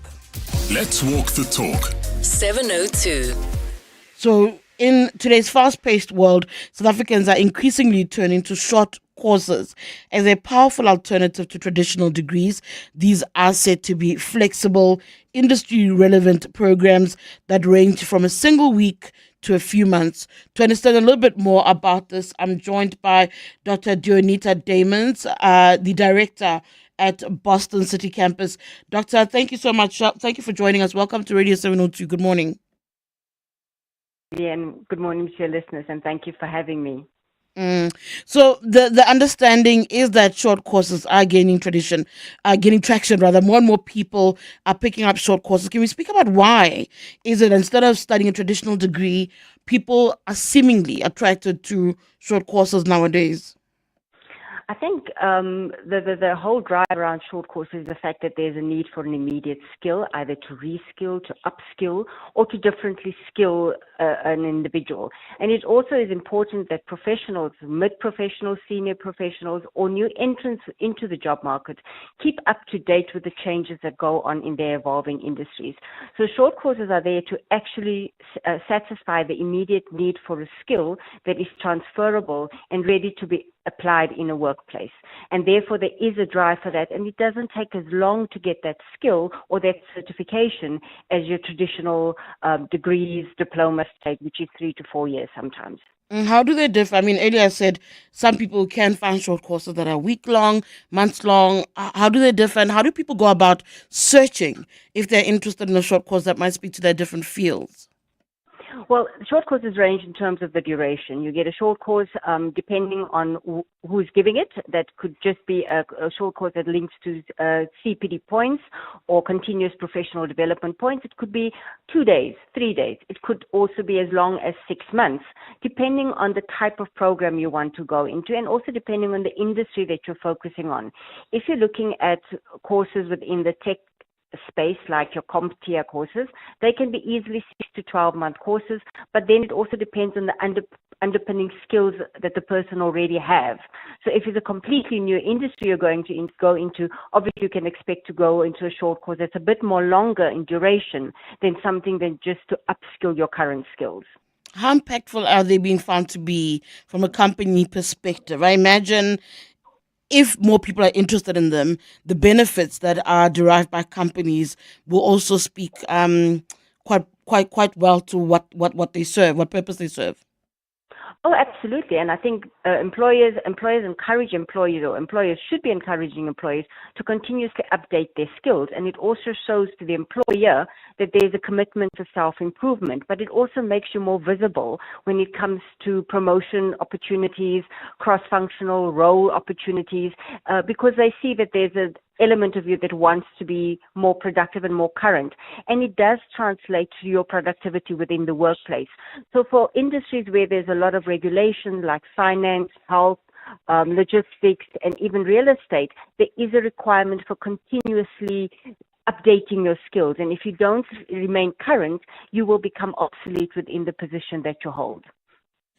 And if somebody is looking, and I think I've kind of touched on this, if somebody's looking to join short courses, where would you recommend that they start to look in their search? Where would you say this is the best area to find what you're looking for with regards to either your field? And would you suggest that people who are interested in something completely removed from their own field should pursue short courses in particular areas of interest outside of what they do? Well, most of our institutions, including us, have a range of short courses that we advertise as part of our offering. And we make clearly a distinction between what is our higher education programs in terms of degrees, diplomas, and what is our short courses. So all institutions will list the type of short courses that they have on offering. But obviously, if it's a specific industry, I would also then say go to those professional bodies within that industry and see what programs they highlight as key programs or key skills within that industry for you to be able to identify what short course you need to do. Obviously, if it's tech, I would say go to Microsoft Office, go to CompTIA and look at the programs they offer and see which institutions offer those specific programs, because it is a nice appetizer to find out whether you're actually interested in an industry. It's quick, it's easy, not easy, it's quick, it's short, and it's convenient because most of these short courses are also offered online, which is flexible and allows you to do it while you're still working. And how much weight do they then carry? I mean, part of what studying for a traditional degree does give you, even if you're moving institutions or even from different fields of study, you can still say, well, I've done this or that, and that'll be weighted and you'll be given some sort of credit as far as qualifications are concerned. How are they weighted? Some institutions do design short courses that are credit bearing, and they call them skills programs. And that obviously carries a bit more weight than a short course that doesn't have a credit associated with it. There are also short courses that have got international certification, like your CompTIA, your Cisco, your Microsoft. So depending on the industry, your tech industry would obviously favor a certification over just a short course, whereas another institution or another industry might favor a short course that just has a micro-credential attached to that. So although most short courses are non-credit bearing, it depends on the industry you go to or you go into, whether they require specific certification or credits for those programs in order for them to weight them better or higher than other programs. All right. If you've got questions for Dr. Dionita Damons, please feel free to call us, to WhatsApp, or to send voice notes. 011-883-0702. Have you considered taking a short course? What are you interested in? What kind of advice do you think you need in order to try and explore a different short course if that's what you want to do? 072-702-1702 for your WhatsApps and voice notes. But let's take a quick break. John Perlman. Weekday afternoons, 3 to 6. Given that it's, I would assume not allowed for individual soldiers to give interviews and so on, are you guys going to propose some kind of structured public commission, an inquiry of some kind where people can speak their minds, but with the protection of this being a sanctioned discussion as opposed to just individuals speaking their minds? The union is calling on a commission of inquiry. We don't only need to know what happened on 26 June. We need to understand or to make public and hear from the soldiers themselves. John Perlman. 3 to 6 on 702. Mzansi Bele's finest come together in one spectacular show, fusion of favorites, a unique and highly anticipated performance set to take place at the Peter Torreen's Monte Casino Theatre from the 19th to the 27th of June. The performance will also feature the world's premiere of Vincent Mansu's song of Kudugo, as well as new works by Angela Ravi. There are only 4 shows, so get your tickets now before they sell out. Secure yours at webtickets.co.za.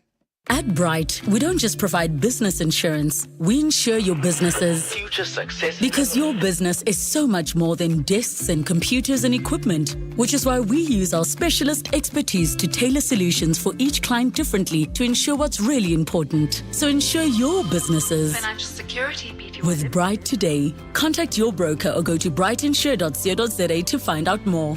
Bright, approach risk with purpose. Bright is a licensed insurer and authorized FSP. When it comes to protecting your workforce, trust the workwear brand that has been protecting workers for over 150 years, Sweetall. Sweetall has overalls and uniform solutions for every industry, so your team is safe, comfortable, and ready to tackle any challenge. Visit our new Boksburg showroom, shop A1 Atlas Road, Westwood, Boksburg, or go to sweetall.com today.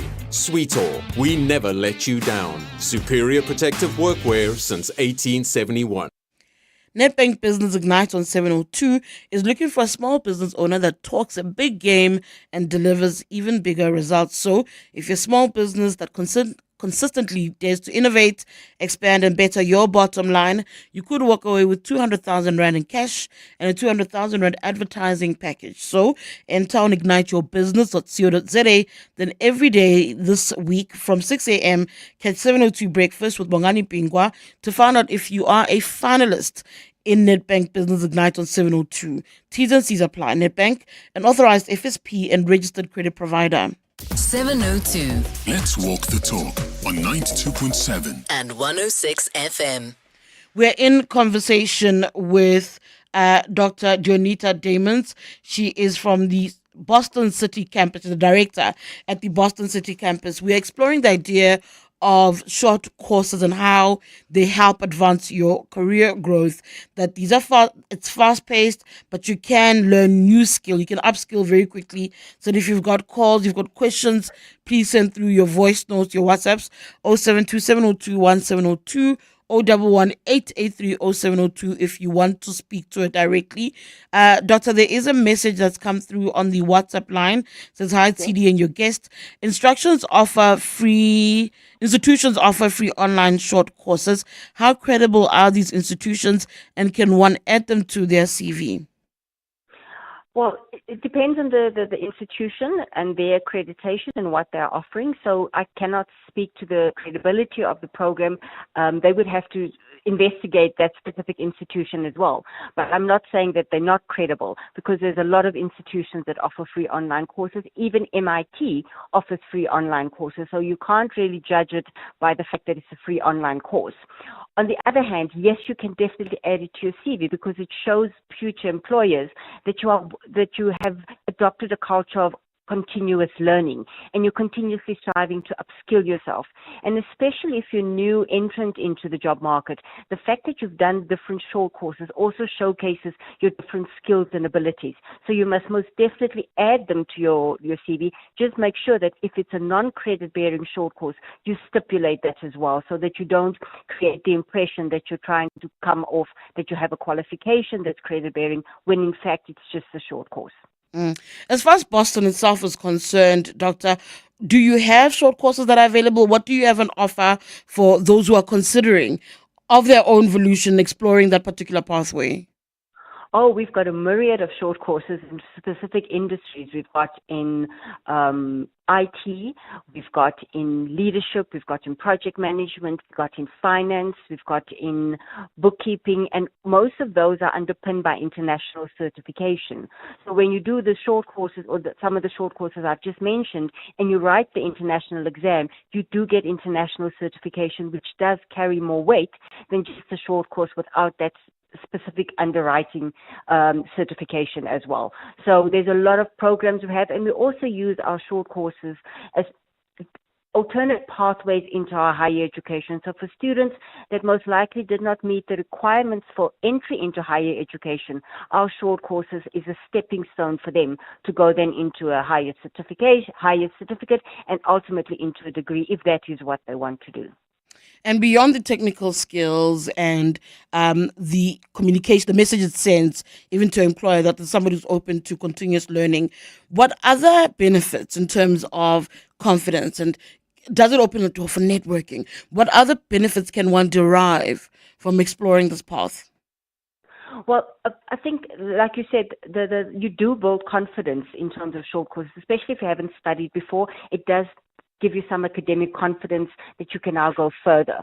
Also, in terms of the workplace, it will be easier for you to pivot into new industry if you acquire a new skill. But it also helps you to refresh your knowledge on a continuous basis, whether it's technical or soft skills. And it does become tangible if you include it in your CV, when you look for alternative employment, where you request opportunity for promotion. So short courses carry weight, and because, like you said, it's immediate, it's short, it can immediately be transferred into the workplace. And then there's the challenge of money, because some of the short courses I don't think are necessarily cheap. They might feel cheaper than a traditional degree, but some of the institutions that put them on offer aren't necessarily cheap.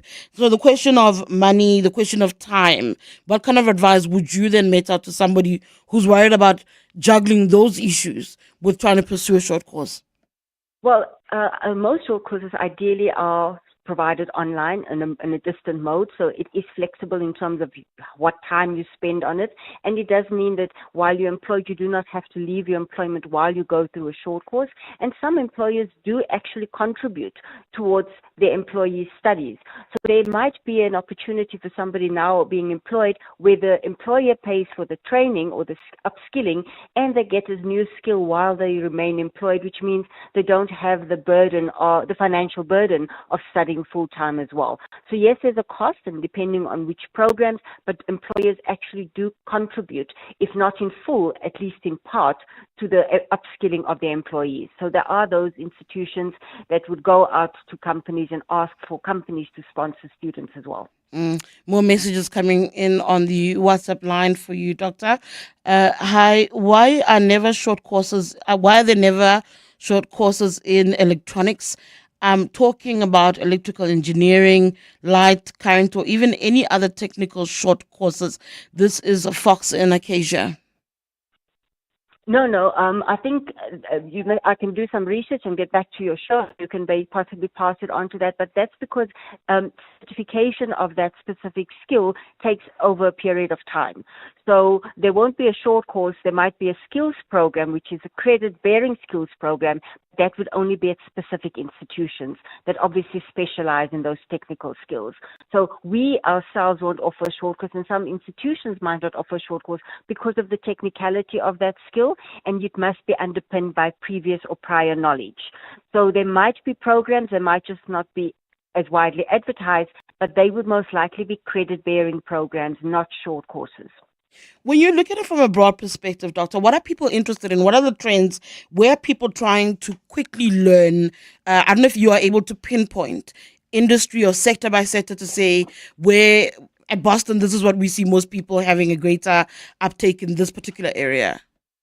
Well, I can tell you from a Boston perspective, our greater uptake comes in terms of our computer programs, our CompTIA programs, supply chain, logistics, because that's where your in-demand skills are at the moment, cybersecurity, those are the kind of skills people are gravitating towards, even project management, because these are skills that are seen as in demand at the moment, and that's the beauty of short courses.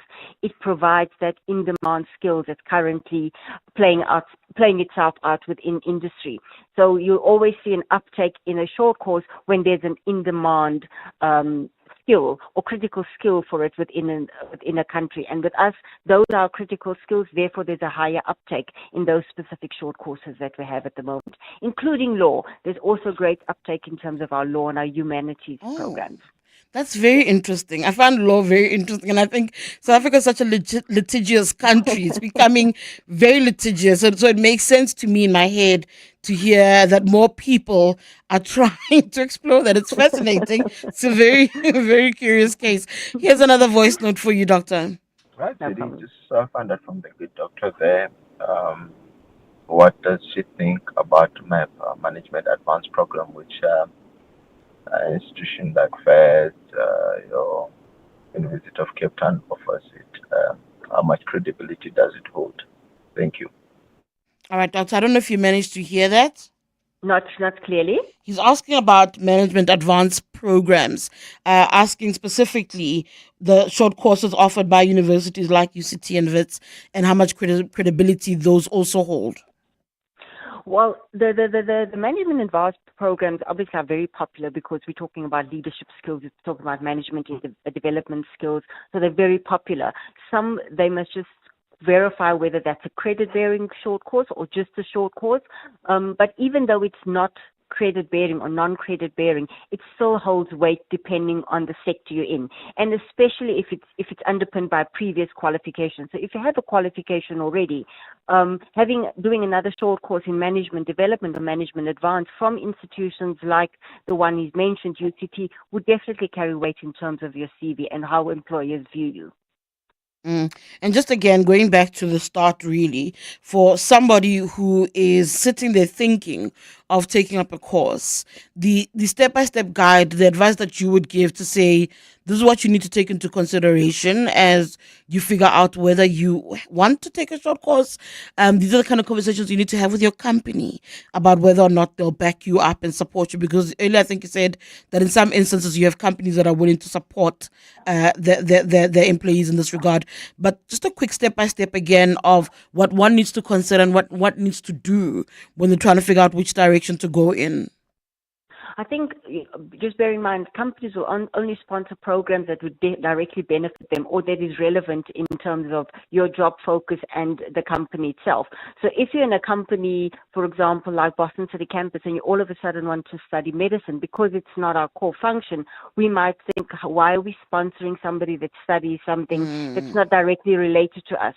So first step of call is you need to decide whether you want to pivot, change your career focus, or whether you want to upskill yourself.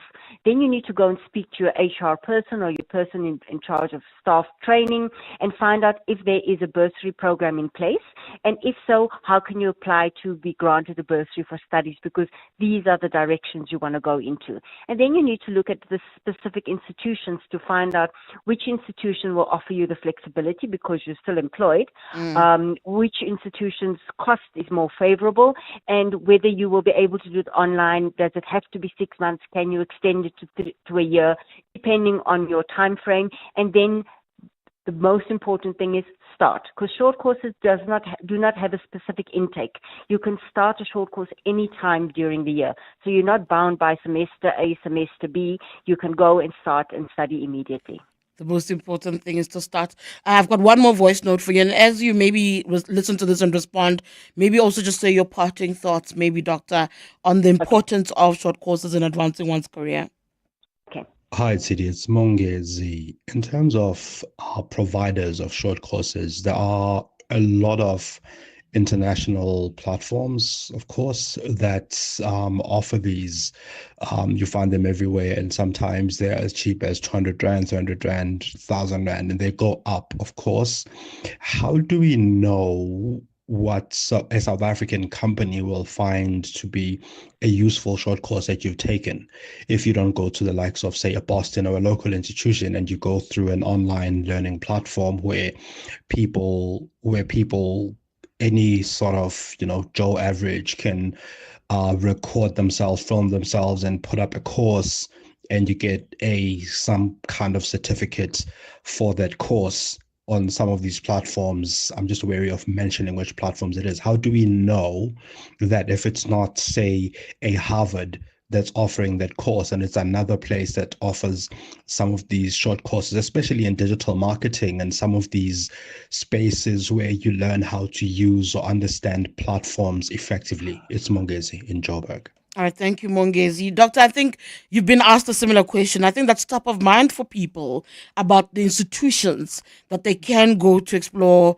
this kind of learning from. There are so many institutions that offer short courses, and he's right. It's international platforms, it's local platforms, and it's very difficult to to confirm whether that institution has linkage to an accreditation of some sort, or whether there's some quality measuring background or quality assurance processes in place. It's difficult to answer if you don't know the platform. What the employer wants or what the company wants is usually what should drive you in terms of what you need to study, because some institutions and some companies are very specific in the qualifications they want to see on a CV. So regardless of where you studied from, as long as you can show those qualifications, bearing in mind that if you do a program from an international platform and it has international certification, for it to be seen as valid in South Africa, you'll have to get it to a verifications agency like SAHRC to confirm the level of the qualification and whether it's aligned to a South African curriculum of some sort. So whatever you study, make sure that it's what the institution or the company wants, the employer wants, and it's in line with that. And if you're not sure about the credibility of the program, then you need to research it. Unfortunately, I cannot vouch for the credibility unless I know which platform we're talking about. All right, I'm going to leave it on that note. Thank you so much. That's Dr. Dionita Damons, Director at Boston City Campus. Here is Zingi Sachirwa with your news headlines. Thanks, Tshidi. Good morning. The KwaZulu-Natal Transport Department has kicked off an investigation into a crash which claimed the lives of 12 EFF supporters. The group was coming from the party's Youth Day rally in Umlazi yesterday. Nandipha Makotumane's father says he will be appealing the legal aid's decision not to represent him in a case involving his daughter and convicted murderer and rapist Thabo Bester. Zolile Segeleni was speaking in the Bloemfontein High Court this morning during a pre-trial hearing. And the Trump Organization has unveiled its own mobile phone plan. Positioned as an alternative to telecom giants like AT&T and T-Mobile, the new mobile venture is allegedly an effort to court conservative consumers with promises of phones made in America. Those are the headlines this EWN, and more at midday or as it happens. EWN Traffic.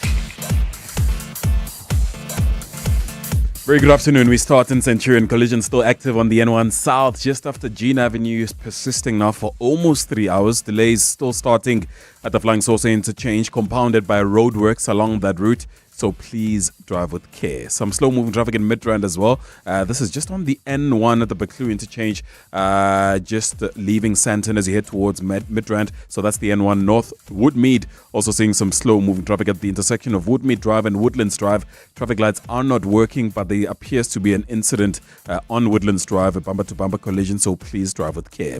In Morningside, South Road, quite slow. This is heading towards Kramerville. And then some slow-moving traffic as well in the Joburg CBD Main Reef Road, as well as the M2 getting off the tarmac. It's then traffic lights out in Groenkloof, Voortrekker Road and Roger Dason Road, Doringkloof at Nelmapers Drive and Goedie Hoop. No pointsmen or pointswomen, please treat intersections as four-way stops. Remember to keep a safe following distance. Karabo Jalo will be giving you the state of our roads, manning the traffic desk from the midday report all the way to the money show. So please continue driving with care and be kind. I'll be back with you tomorrow on Early Breakfast with Africa Milani. Mvangeli Nzoza, EWN Traffic. There's more EWN on air, online, and on the EWN app.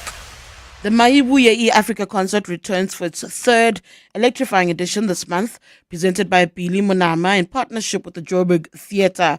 This musical experience takes place on the 28th and 29th of June. The lineup features 6 show-stopping guest artists: Zoe Mudiga, Judith Supuma, Malay Berita, and the iconic Soul Brothers, each bringing their unique voice to this powerful celebration of culture and identity. Tickets available from webtickets.co.za. Okay, truck 7, that has 0 warning lights. Truck 8, it's just been serviced. I guess we're running like a well-oiled machine. Where would I be without MyWay's comprehensive cover for my vans and trucks? Plus, cover for my customers' orders with goods and transit insurance. I guess we'll never know. Visit myway.co.za or dial 0860 64 64 64 and get a quote today. MyWay is a licensed non-life insurer and FSP. T's, C's and standard rates apply. MyWay. Live your way. Volksfest deals are back. Get a free upgrade to the Polo Vivo Life when you buy a new Polo Vivo and pay 0% deposit. Get more features at no extra cost. Buy it now and only pay 3 months later. Offer valid only through Volkswagen Financial Services. Looking for something sportier? The stylish T-Cross is yours from just 399,900 Rand. These Volksfest deals won't last. Visit your nearest dealer today or visit vw.co.za.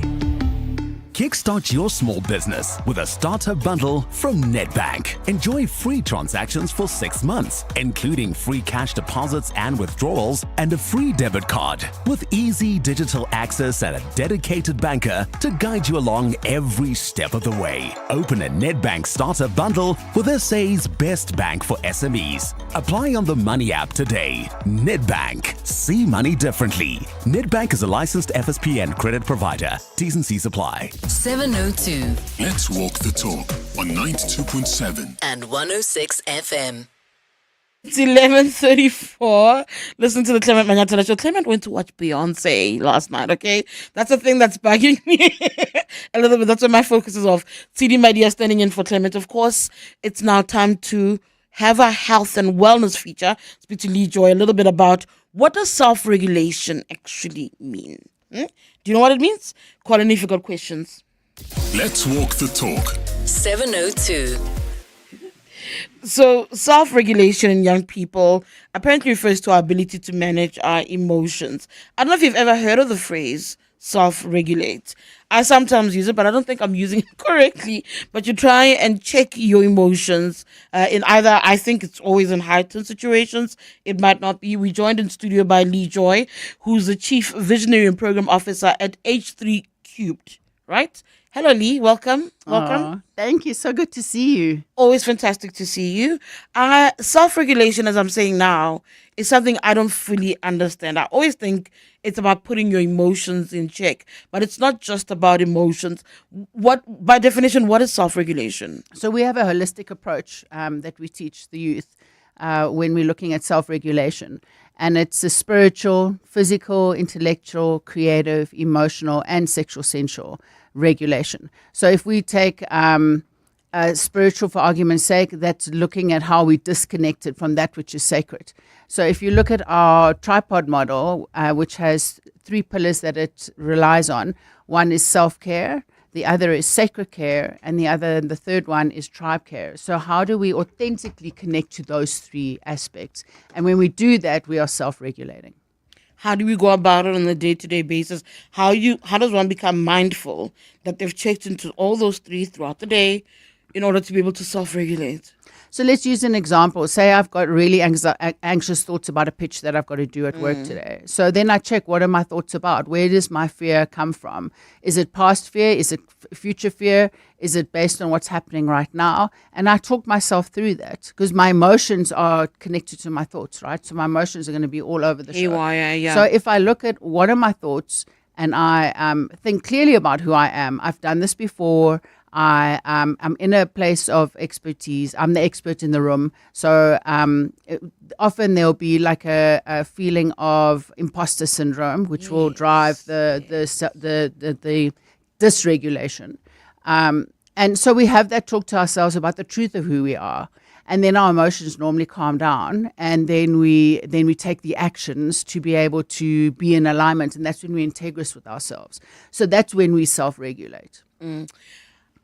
When you speak about it, and I've never thought about it this way, but I remember a psychiatrist saying to me once, I suffer from anxiety, and the psychiatrist said to me that you've got to be able to figure out what are irrational thoughts versus the rational thoughts. And what you're describing almost sounds like that to me. Like you need to go through in your own head and your emotions what in the moment is irrational and is rational. If you've got calls for Lee, please feel free to call in. If you've got questions about what it means to self-regulate and how you can go about it, please feel free to call in 011-883-0702. You can send in a voice note or a WhatsApp. You can be anonymous on the platform as well. 072-702-1702. How important is it for young people to self-regulate, Lee? And I don't know if we differentiate what self-regulation looks like for young people versus their older counterparts. I love that question. And, I work in the adult space. And I felt God say to me, Lee, what if you had to take this to the youth? What if you had to teach young people the stuff that you're teaching adults? Maybe they wouldn't be sitting on your couch when they're 27, 28. And if they do, then maybe they wouldn't have made as poor decisions based on trauma or grief that they experienced.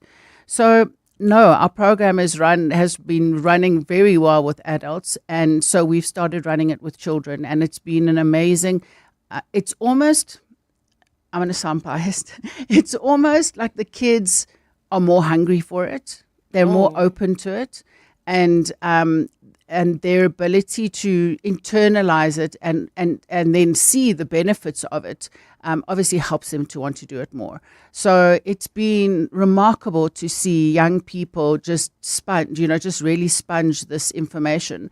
Because we're wanting to do a top-down and a bottom-up approach, right? Is teach adults, teach parents, but also empower children so that they can, if we look at H3Q being a home of hope and happiness, so children bringing skills home that they can impart to their family members to create homes of hope and happiness. And then going back to the benefits, the value add in being able to do this thing for yourself on a day-to-day basis, what would you say to people?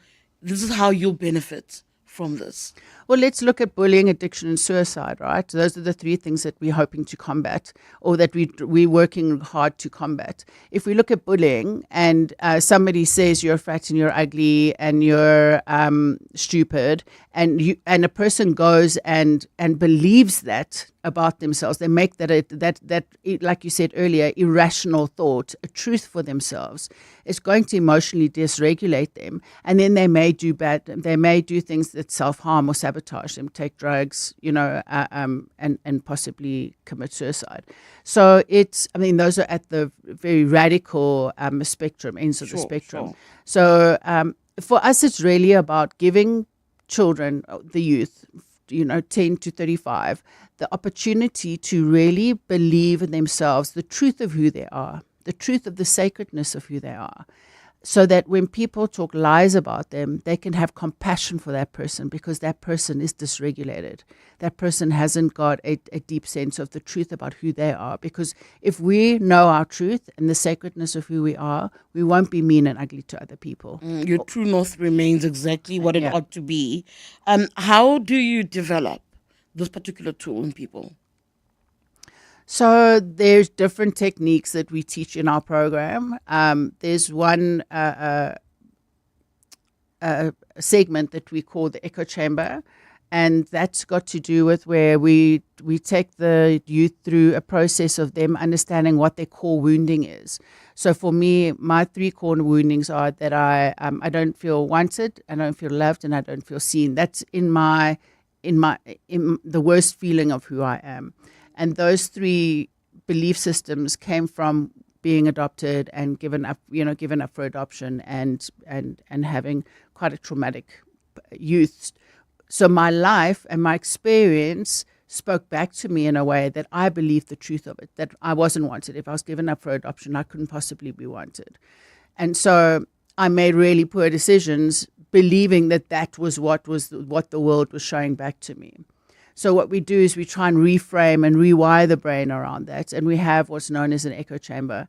And it's so beautiful. I've seen it with, corporates, and I've seen it with young people as well, how deeply moving it is.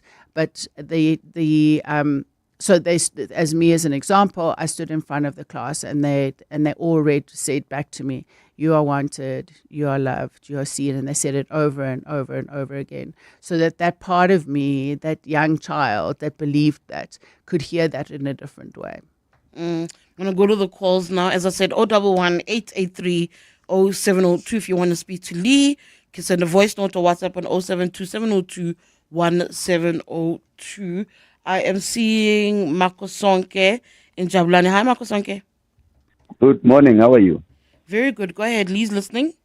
Yeah. I just want to comment to say that as a young person, I had childhood traumas, like Lee is saying. And one of the things that how that affected me is that I couldn't regulate my emotions. I was emotionally out of control. So one of the strategies that I've employed was that the life partner that I've chosen they are able to regulate their emotions, which really works well for me in terms of keeping, helping me to regulate my emotions. Because one of the things that I've also learned is that you are what you're exposed to. So if whoever you spend time with, it could be friends, it could be wherever, it could be your partner, whoever you spend time with, if they cannot regulate their emotions, they actually not helping your situation, or they actually even can put you in a situation whereby you battle in terms of regulating your emotions. So one of the deal breakers for me in terms of dating, especially when I'm now aware that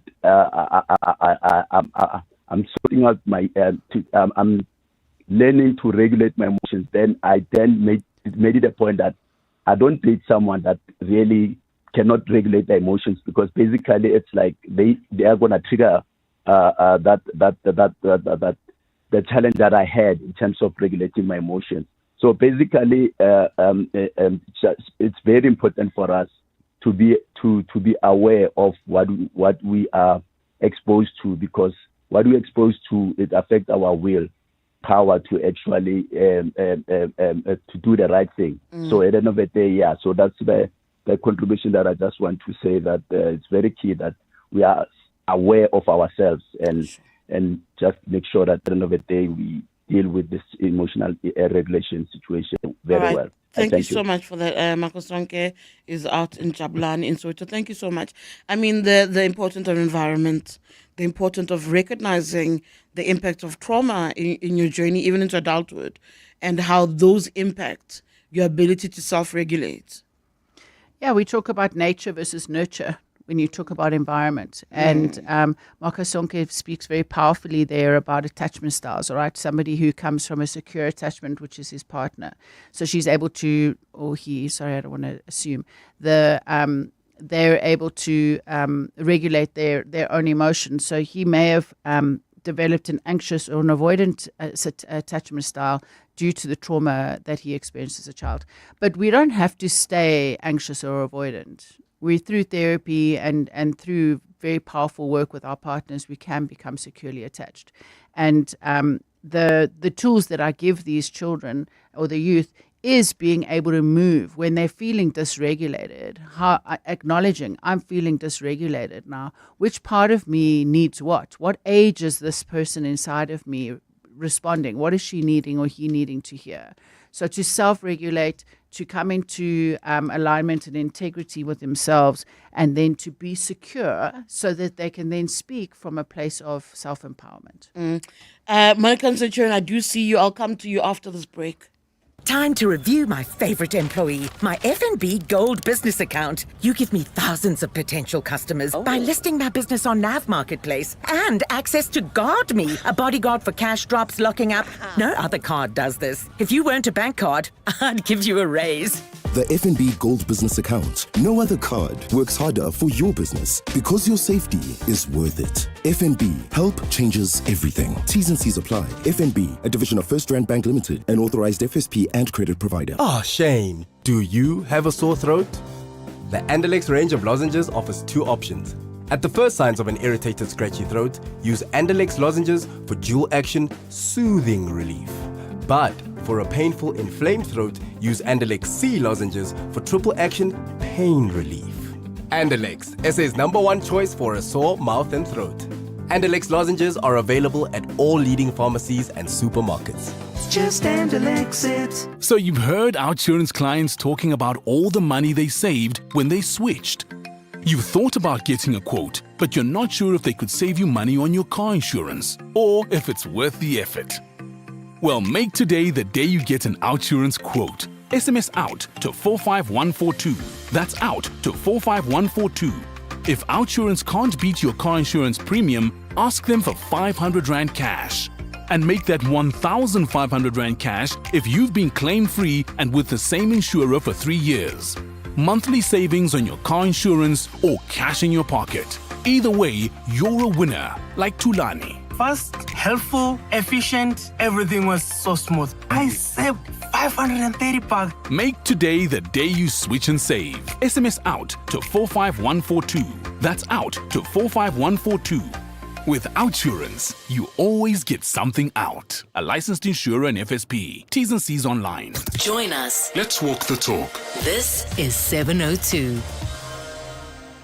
11:49. We are in conversation with Lee Joy from H3 Cubed. She is the Chief Visionary and Program Officer. We're speaking about the ability and the importance and the value of being able to learn to self-regulate. Be it your anger, your thoughts, your emotions, your actions. There is value that is derived from being able to regulate all of that. We've got Monica and Centurion on the line. Monica, hi. Hi, how are you? Very good. Go ahead. So I was in foster care since I was 4 years old. And it's just a comment on like the comment made about adoption and feeling unwanted, because obviously like that's something that I dealt with, like heavily in my life. And I was bullied as well at school this one time. And what was said to me was, at least my parents wanted me. And I had my best friend's mom at the time actually said the most beautiful thing to me. And she said to me, your parents chose you.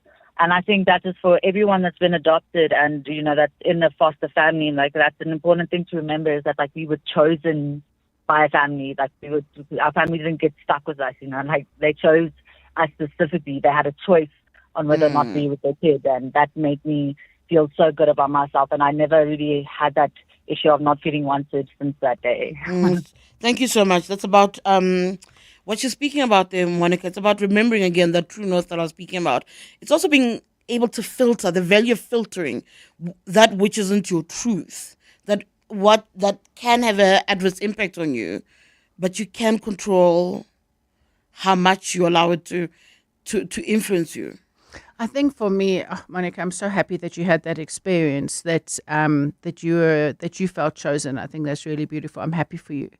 I think what was hard for me is that the thing that kept flying around in the bottom of my consciousness was, if my dad didn't want me, because my mom was killed by an infant when I was 4, and then my dad gave us up for adoption. So the thing that flew around in my brain was, if my father didn't want me, who would possibly want me? And I got adopted by family, and it was and they did the best they could. And yes, they did choose to adopt me. But there was a thing that lay at the bottom of who I was. Well, if my biological dad didn't want me, then how could it possibly be true? And you know what, Tshidi? I set myself in so many situations where I wasn't wanted. I behaved badly. I behaved in ways that I pushed people away. And when I started to realize, but Lee, there are going to be people that are not going to want you. Not everybody's going to want you. Yeah, you're not everyone's cup of tea. And that's okay. You don't have to like everybody, and not everybody has to like you, but we do need to be respectful and kind to ourselves and each other. I'm going to play you a couple of voice notes, Lee. Just take a listen. Hi, just listening with regards to your self-regulation, I think you said. For me, it's good old-fashioned self-control. It's always been around. But the comment I'd like to make is also, how everything gets twisted. If you work in a corporate environment, often you find, especially if you're a woman, you find that people will imply that you don't have self-control, that you can't control your emotions. And in environments like that, the end result is there's no passion. Things don't get done because people don't want to show emotion. They don't want to show that they frustrated that something isn't happening. They don't want to show that they are angry because there's an injustice. Sadly, you can also self-control things into nothing. So for me, again, that big deal in life, it's about balance. Still being able to express yourself, but making sure when you express yourself, it adds value. Not having such an extent of control that you become nothing. And it is a challenge. It's something that we all work on in life. Dumela Tshidi and your guest, Kingsley from Germiston. I'm finding in the line of work that I'm doing that there's definitely more and more children that are struggling with self-regulating. And I found that in the past, I've literally had to, for example, teach a child how to do deep breathing exercises just to get them to calm down, particularly when it comes to anger issues. And sometimes I find that children just need a reassuring touch, if that makes sense. Sometimes they just need a hug. Sometimes they just need you to create a space where they can feel emotionally vulnerable without feeling judged, if that makes any sense. And I found that the more and more we do that is the more we get children to understand their own emotions and how to be aware of what it is that they are feeling, but more importantly, to be able to communicate what they are feeling so that they can get the assistance that they need. I think that's an important point being raised there by Kingsley. Lee, as you weigh in on that, maybe speak about what parents can do to aid that process. Oh, I'm so glad, Kingsley. Thank you so much for bringing that question, because we sit in an environment, we sit in a society where parents haven't been taught how to self-regulate. So, I mean, if I just talk about Generation X, I'm the X generation, we were pretty much feral children. We were left on the streets to cycle and run wild. And if we expressed anything except for joy and appreciation, we got into a lot of trouble. So we never learned, like, anger. We had to kind of swallow our anger, and eventually it would, like, come out sideways. Our parents weren't self-regulated. Their anger issues, the boomers definitely didn't give them any kind of a time of day. So we're now working with children because we feel like it's the next generation that we're empowering. We're hoping they're going to go home and teach their parents how to do this. And it's really powerful work. What Kingsley is saying about breath work is one of the things that we teach. It is so simple, but so powerful. So there's a whole arsenal of tips, tools, and techniques that we teach in this workshop. It's a half-day workshop that can give children the opportunity to change their lives because of the way that they self-regulate. They're going to make different decisions. How do people get involved? Tell me a little bit more about the work that you do, and also what the challenges are in trying to get support and help more children in that regard. Thank you. We're doing some amazing work with the Special Olympics at the moment. We're looking for funding to be able to roll out a program with their leadership team, and then nationwide to 57,000 athletes, which is super exciting. But we are needing funding for that. So if there's anybody that feels on their heart that they'd like to come and partner with us and the Special Olympics, that would be amazing. And then we're in talks with other MPCs and MGOs that work with children. The Character Company is one. They do amazing work with mentoring boys without to be good men that don't have fathers. So we're a non-profit. We're in the process of getting a PBO. So once we have got a PBO, we'll be able to offer a Section 18A certificate to a corporate who donates funds as part of their CSI. And any individuals, that are feeling that the youth is on their heart and they want to be able to come and fund a program at a school, donate funds so that we can run programs nationally. How do they contact you? My WhatsApp number is 079 525 8991, and then they can also email me on lee@h3cube.co.za. Thank you so much. I'm going to bring our conversation to an end, but I'm interested in what can be done with some of the work that you are doing. Lee, thank you so much for joining us. Lee Joy, of course, is the Chief Visionary and Program Officer at H3 Cubed. Life is full of moments. Some are small. Like me, Dad. And some are big. Like a Tyrannosaurus Rex. For all those moments, there's the new Haval H6 SUV. With upgraded style, a refined interior, and new innovative features, it's built for big moments. And the little ones. Discover the new GWM Haval H6 from only 6,799 per month. Visit gwm.co.za for T's and C's and to book a test drive. GWM, go with more. This year, the Standard Bank Joy of Jazz Festival invites you to 3 unforgettable days deep in the heart and art of jazz from the 26th to the 28th of September across 4 enchanting stages at the Centre Convention Center, where you'll be mesmerized by world-renowned stars like Esperanza Spalding, Hakan Bassar Trio, Jazz Mania Horn, Elaine Amanda Black, Michelle Dingoncello, Louis Njavale, Gabby Mutuba, and over 50 other world-class acts. Take me there. Buy your tickets at Ticketmaster now. Of course you could take the lift just one floor up. Or you could grab the new Berry Blue sports drink from Aquila Vive and get moving. Blue has never tasted so good. Bursting with bold berry flavor, packed with electrolytes and vitamins, and free from colorants. Aquila Vive sports and power drinks. Let's move. Coming up on the Midday Report.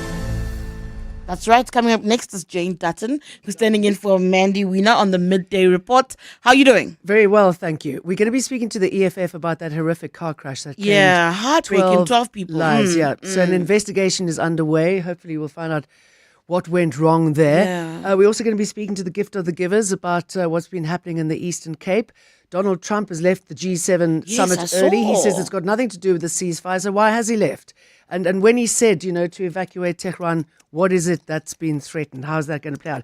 Action SA has issued a dismal report card for the Government of National Unity. They didn't get a gold star. Why? Is anyone surprised that Action SA would not give a GNU a star rating? Shocker. No. So all of that and more coming up with Jane Dutton between 12 and 1 o'clock on my end. Thank you for tuning in. I'll be back with you tomorrow. Still standing in for Clement. But for now, though, Zingisa Chirwa is in the news studio. She's got your latest eyewitness news update. This is EWN. Good afternoon, I'm Zingisa Chirwa. The KwaZulu-Natal Transport Department has kicked off an investigation into a crash which claimed the lives of 12 EFF supporters. The group was coming from the party's Youth Day rally in Umlazi yesterday. A truck struck the bus the supporters were travelling in on the R34 near Vryheid last night. Nhlanhla Mabaso reports. The crash has left a devastating image on the R34, forcing closure of the road. And as emergency services work on the scene of the accident, an EFF-branded hat from one of the victims lies on the floor. While 12 people are confirmed dead, 10 others sustained serious injuries, 22 were slightly injured, while 6 passengers escaped unharmed. Transport MEC spokesperson Ndabezinhle Sibiya. Victims, were dismembered.